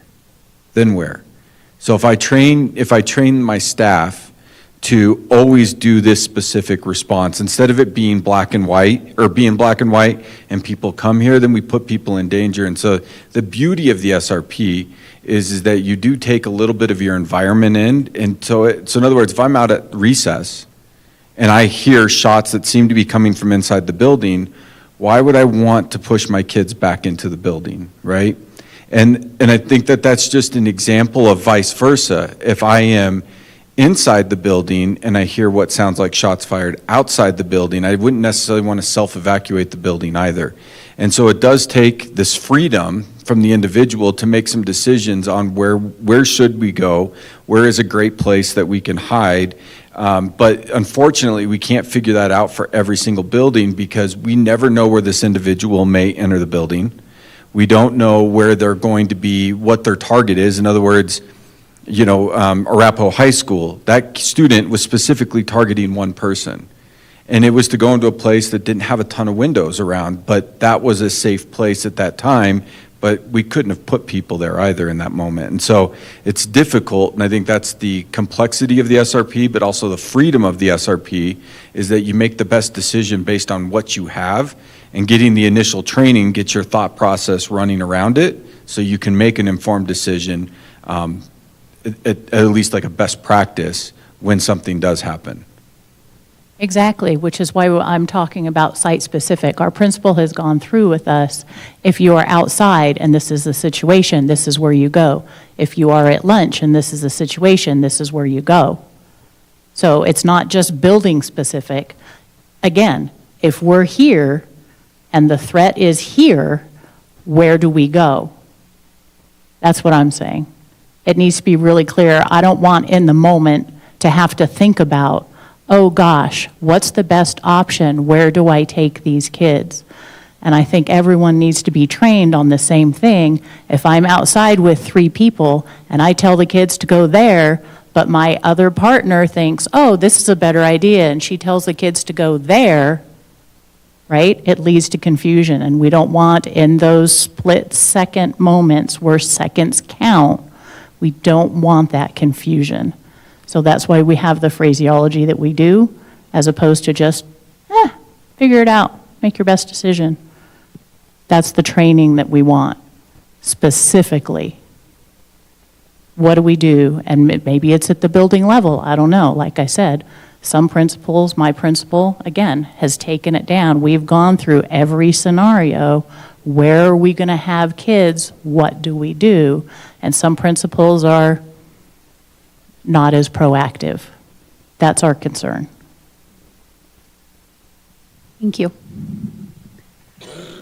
Any other questions on this one? Vicki?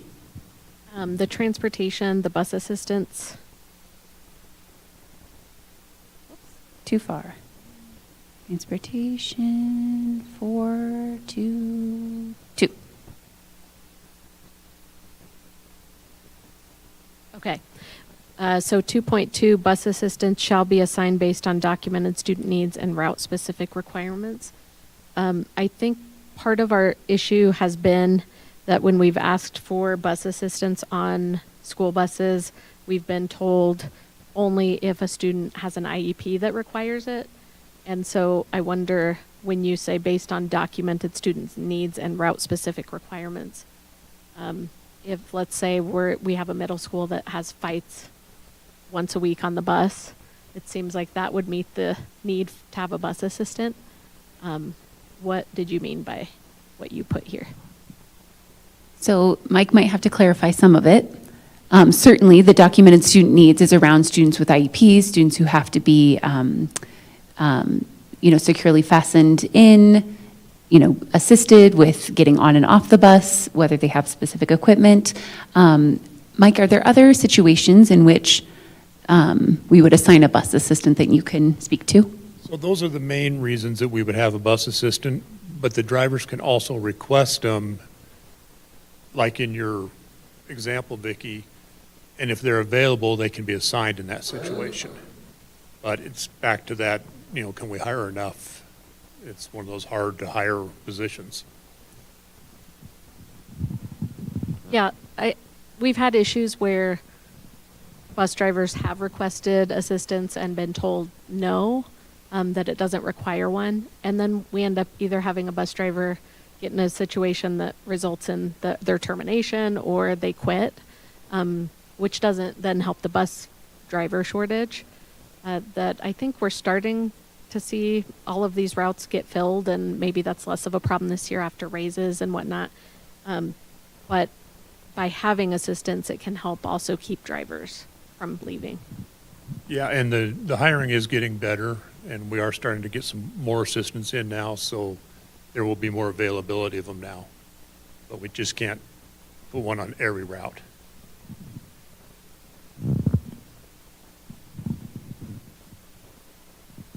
Okay, I only had one other question about weather events that I think was discussed. Was it part of the notifying a bus driver when there's a weather event? What I wanted to say, I think, it was around, maybe it was about the fire drill. Like, we had fire drills called while it's extremely cold.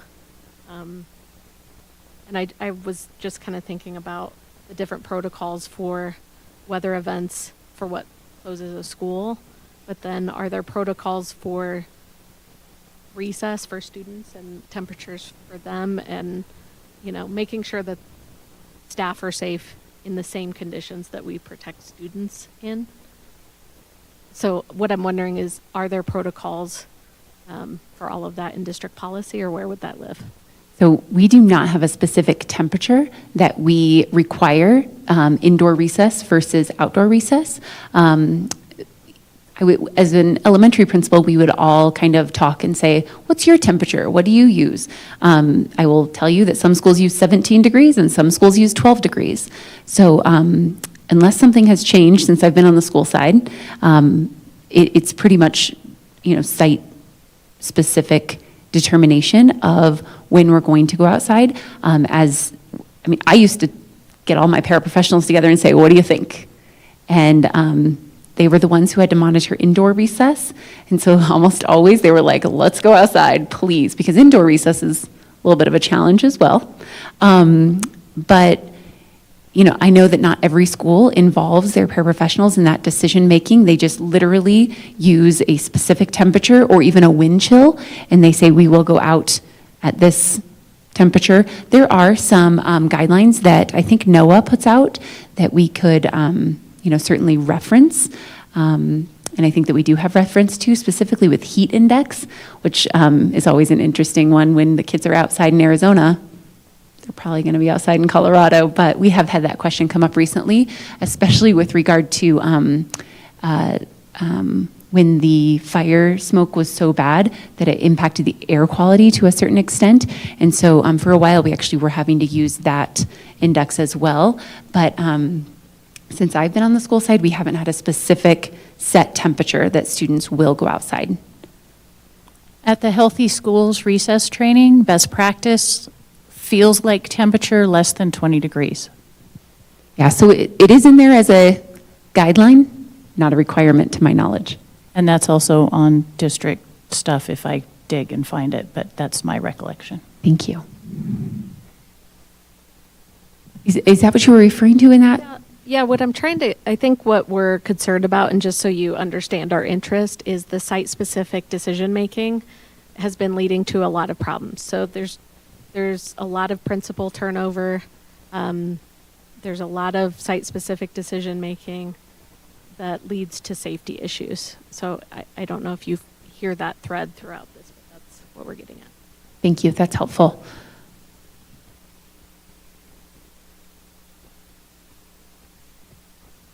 Any other questions that have come up? All right. I would just say I'm we sorry, have a Vicki. safety committee that put a lot of this together. And so if we have further questions as our committee meets, we may send them in writing, if that's okay. Yeah, that sounds great. And if there's anything that we can reference, if there are documents like the one that Darcy just referred to that we can reference, or even this 911 protocols document, that's always helpful as well. Yes, thank you. Mhm. All right, we will move to our final counter. Whoops, if I can find it, it is in the wrong screen. Article 2. With a major disclaimer that this article is real colorful, and we're not really sure how to fix it. So if you want to talk about the redlining process at any point, we are more than happy to have that conversation. So we meet together as a team, and one person makes all the suggestions. Even if other people make suggestions, then that one person can decline the suggestion and put it back in themselves. That way, everything that's presented is one color, rather than each person having a different color. Just a suggestion. We've been trying to do the same thing. And sometimes when that one person makes the changes, then they're gone, and the next person, like one of us, has to go in and fix something that we're like, no, we didn't want to say it that way, and then it becomes green instead of blue. So, okay. So then learn that person's password, Yes. get in as them. That is, Not that I'm that is suggesting a violation any of of district policy. Okay. So, let's see. Not that we do that either. I know you don't. I believe you. Let me see if I can find the right. Is this it?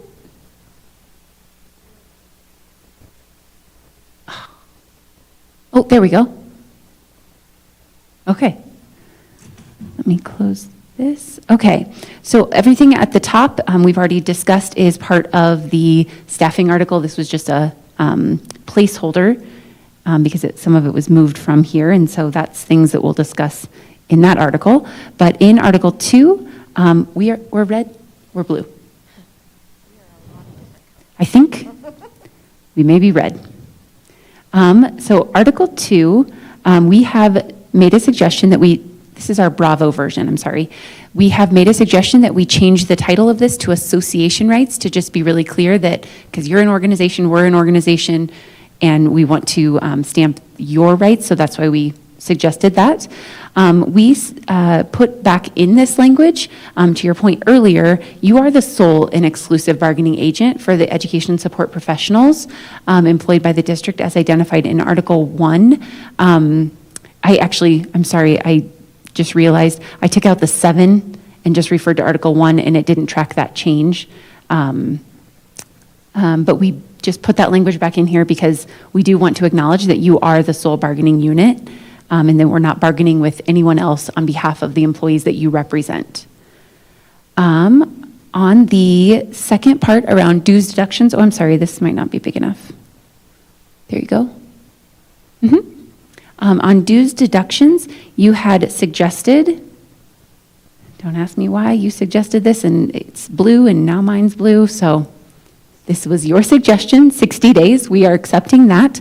We have modified the language around it. So there's some really specific ways in which you formulate and calculate your membership dues.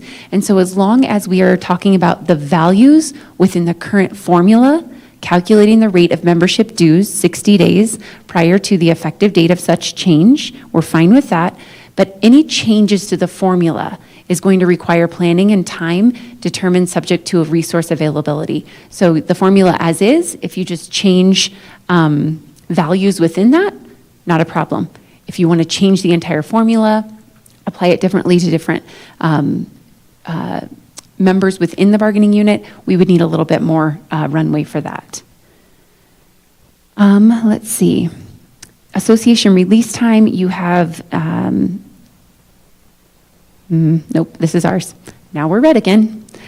So the purpose of attending its regular monthly meeting versus holding its regular monthly meeting, we took out the word "the" throughout. If we missed any, apologies. This will cause minimal workplace disruption instead of workforce disruption, since that was really tied to the place of work and the support provided by the ESP there. On 2132, upon application and approval by the Office of Labor Relations.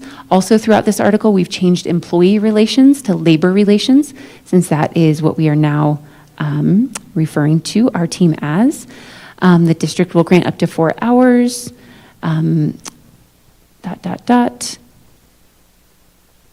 We took out the word "upon mutual agreement" because we put that, the application and approval process, we would assume that that is mutual agreement.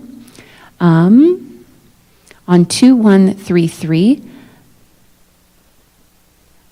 this is a similar sentence, except it says additional release time. So upon application and approval from the Office of Labor Relations, the district shall grant additional release time to individuals identified by JESPA.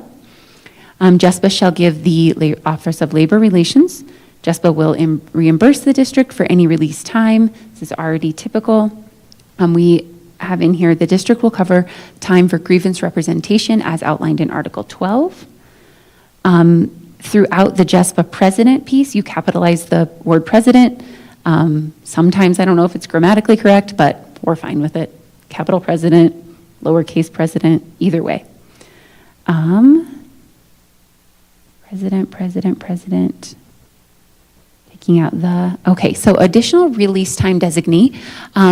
We put in a qualifier here that we'd like to recommend and suggest.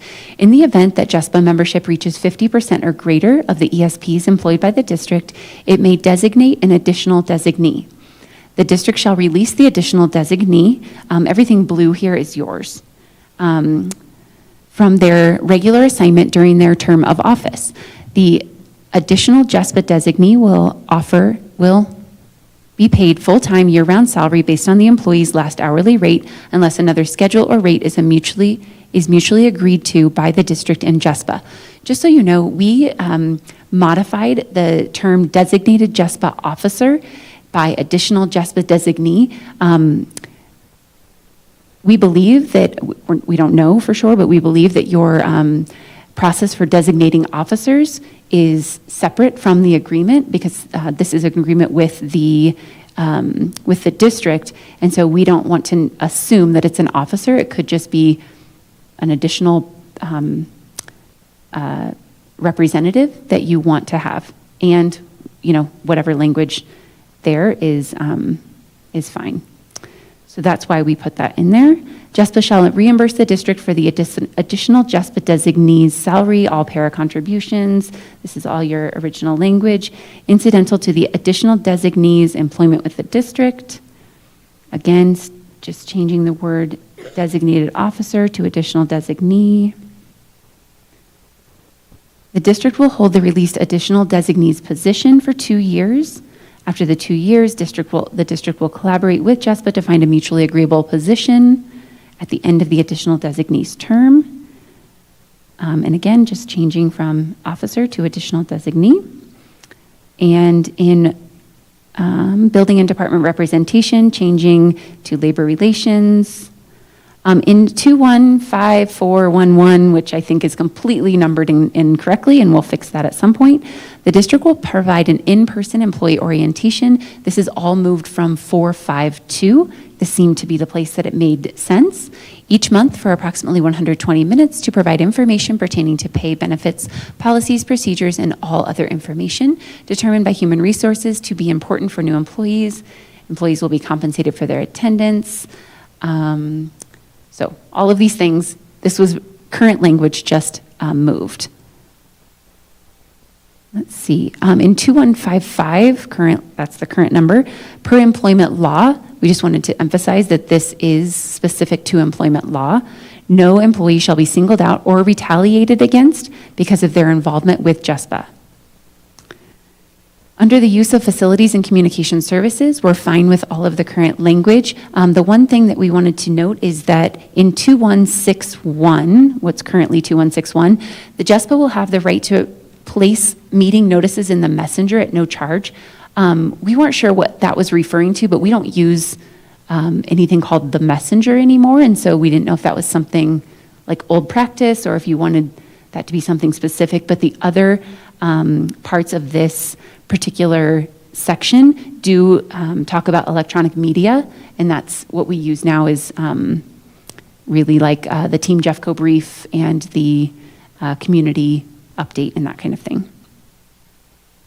Down in 314, meet and confer, I believe you struck all of this, which, I'm sorry, right before this, 2166, JESPA shall have the right to review an employee's official personnel file by making a written request and subject to written permission, which was previously in there, but it sounded kind of funny, and so we just changed it to subject to written permission for such inspections signed by the employee.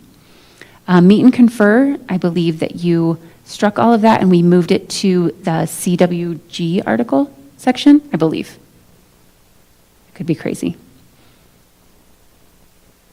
Move to new article. Vicki put this in here. Maybe Vicki meant meet and confer to a different space. The district agrees to negotiate with the association any proposed changes in education. Oh, this was part of the staffing article, that section was. Retain management rights. We're fine with removing all of the innovation waivers and pilot programs. And there's a portion at the bottom that kind of gives an overview of, should this happen, what we would do. So it's under a title called Opening and Closing of Schools. The district and JESPA agree to discuss any changes to working conditions necessitated by the following: the opening of schools, the closing of schools, conversion of an existing school to an innovation school, opening a new school as an innovation school, the movement of ESPs, I changed that from educators because this was language in the JCEA agreement, when a grade level or other group of students is moved from one school or facility to another, and school boundary changes. Sorry, I just realized that was a whole list. Reduction in force, that was redundant, so that is an entire article separate. Outsourcing, you've put in the new staffing article, which is why that's all taken out. Under collaborative work group, we changed employee to labor relations. We did not feel as though it was the collaborative work group's responsibility to monitor compliance of the provisions of this particular article, although they do sometimes discuss some of the things that that come up. We didn't feel as though that was their responsibility to simply monitor the compliance. I think that you're doing that and your members are doing that constantly, and then the issues are then brought to that particular committee or team. In 251, district policies and regulations are maintained online. This is true. I think that was current language moved from somewhere else. All of this language is addressed up above with regard to closing schools and opening schools. And then this is also language that I believe previously existed in another location. Any other provisions of this agreement notwithstanding, the parties shall have the joint right to mutually agree upon any method for achieving goals or for resolution of any controversy related to this agreement or the performance of any part of this agreement.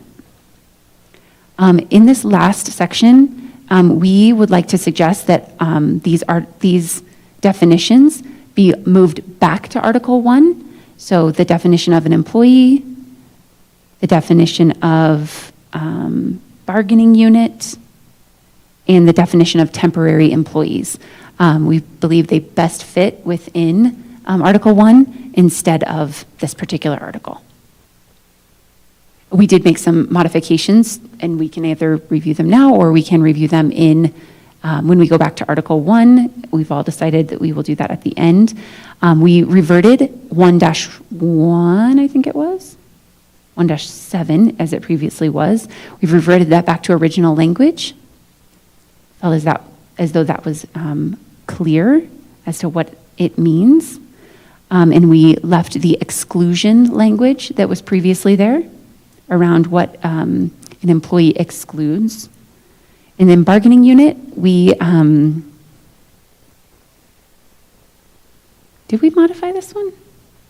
I don't think we modified this one.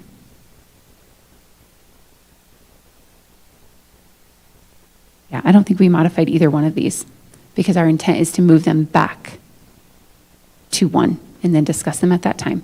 I also thought of another term that we need to, I wondered, is the term ESP in the definitions? Because if not, we should put it in there. Don't forget that. ESP. All right, that is all for 2.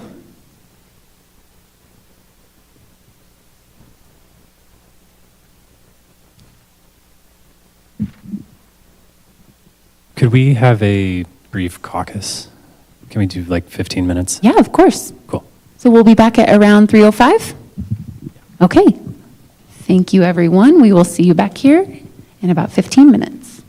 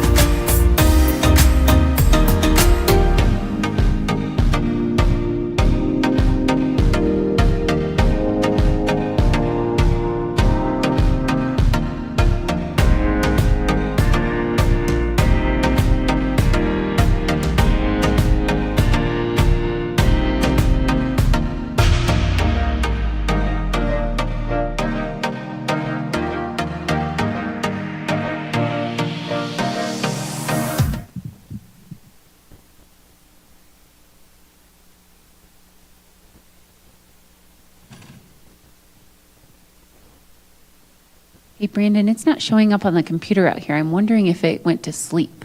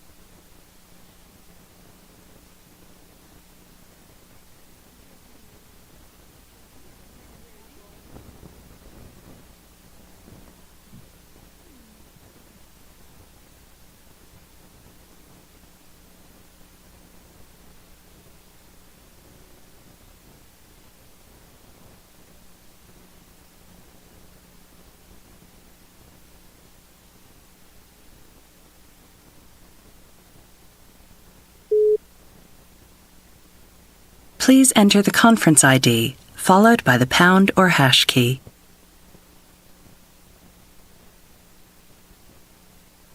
The conference ID, Jen, is 118-858-8284.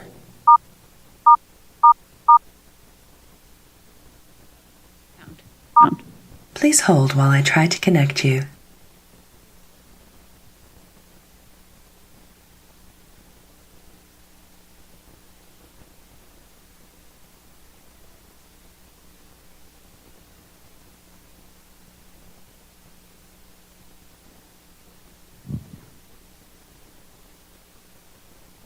All right, I believe we are live and back in the, well, we definitely know we're back in the room, but we believe we are live.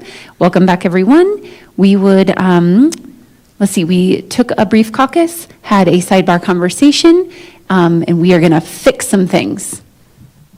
I will go ahead and explain. Thank you. So when we proposed Article 2 back in January 7th, there was an additional article at the top of it which defined the bargaining unit work and outsourcing, because that would tie in then what we wanted to do with Article 2. So we did both articles, not making it clear that that was a separate article because it was all on the same document. So we will go back up, clean up so that there will be two separate articles, one Article 2, one new article defining the bargaining unit work and outsourcing and recognition. Send both those articles to the district, which will then re-redline Article 2 to send back to us. So we were unclear on that. We will send to, and then give you time to redo what you just showed us and send it back, so it's not 14 colors, and to make that clarity that they were two separate articles, even though we proposed it in one document. Perfect. Thank you. Were there any questions that came up during caucus that you wanted us to address? And not a question so much as a comment. Brandon was very kind to invite the safety committee to tour their locations at 809 Quail, and I just wanted to have that on the record. Thank you for that. And we'll pass that on to the safety committee to see what they do, what's available, what's the process, all that kind of thing. Thank you.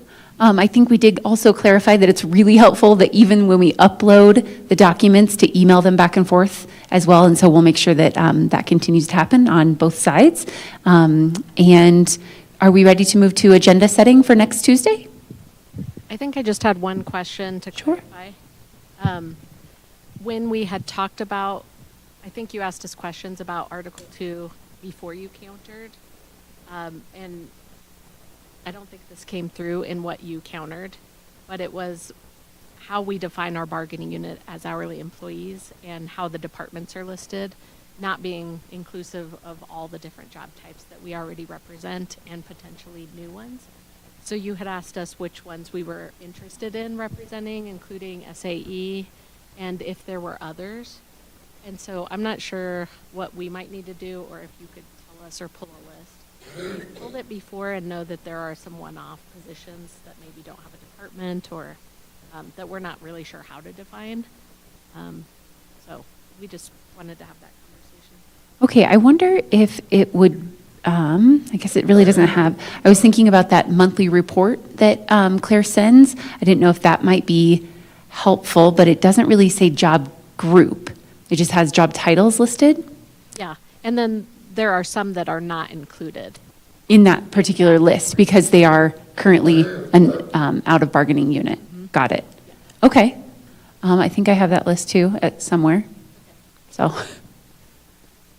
I can certainly take a look at it and, whoops. And assuming that And you asked send the it. question and seem to be open to amending that part of the proposal in order to have people included in our bargaining unit that are hourly. Yeah, we certainly don't want to exclude people who are ongoing employees. We do have a belief that substitute teachers and temporary employees are by very nature not ongoing employees as typical JESPA employees would be. But if there are other groups that are ongoing hourly employees, we certainly are not opposed to including them in the unit. Thank you for clarifying. Sure. All right. For 225, Jen has linked in a draft agenda into today's agenda. And so do you by chance know which articles you might be able to bring back next Tuesday? And for everyone's reference, we do meet here in the boardroom 4 p.m. to 8 p.m.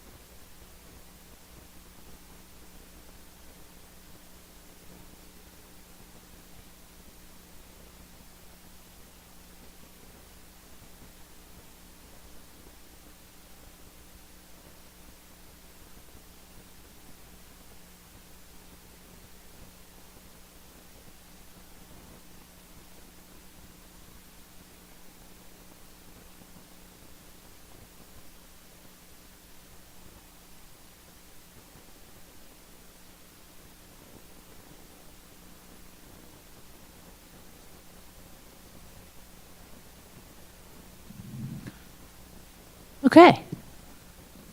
4, 14, countering your presentation of safety, countering your presentation of custodial. Just want to give you time on 2. We discussed countering 2, but we want to give you time us to fix it, you to send it back. Don't want to pressure that one. Perfect. Hold, please.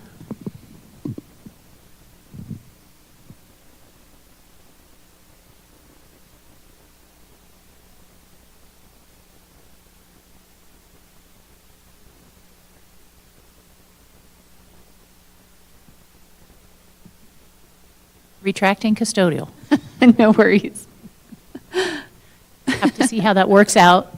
Hazard pay on Article 6. Oh, okay. Before countering. Sure. Sorry, trade secret just out in the open. That's okay. So 414 and safety. And we intend and hope to bring back 9, 15. So 9 evaluations, 15 preschool, and then we will do our best to either bring back 10 or 12. I just don't know which one we'll be able to finish completely. So that will be our goal. If we can figure it out sooner than later, I'll send you a message to let you know which one we're able to focus on. And 16's a possibility, but that's an outlier depending on how long it takes us to get through the others, Sounds good, similarly to the 10-12. right? The tentatives work. Okay, anything else we want to add to next week's agenda, other than red line exchanges? Okay. Moving on to joint communication. Jen has begun to draft today's joint communication, and it is linked in today's agenda. It says February 18, 2025. It should say February 28. No, it should be, this one should say February 18. There we go. The district and JESPA met from 12:30 to 4. After introductions, JESPA shared counterproposals for 9, 10, and 12. JEFCO shared counterproposals for Articles 2, Safety and Custodial. The team set the agenda for 2/25. It was just scheduled 4 to 8 in the boardroom at the Ed Center. The identified articles they intend to bring include, for JESPA, we said 414 and Safety. safety. Thank you. I was on the wrong agenda. And for, we said 9:16, I'm sorry, 9:15 and 10 or 12. Anything you would add to the joint communication? All right. If everyone is good with that, is there any other comments or questions? Are there any other comments or questions for the good of the order? All right. Thank you, everyone, for joining us. I hope you have a lovely and warm afternoon. Stay inside, and you'll be warm.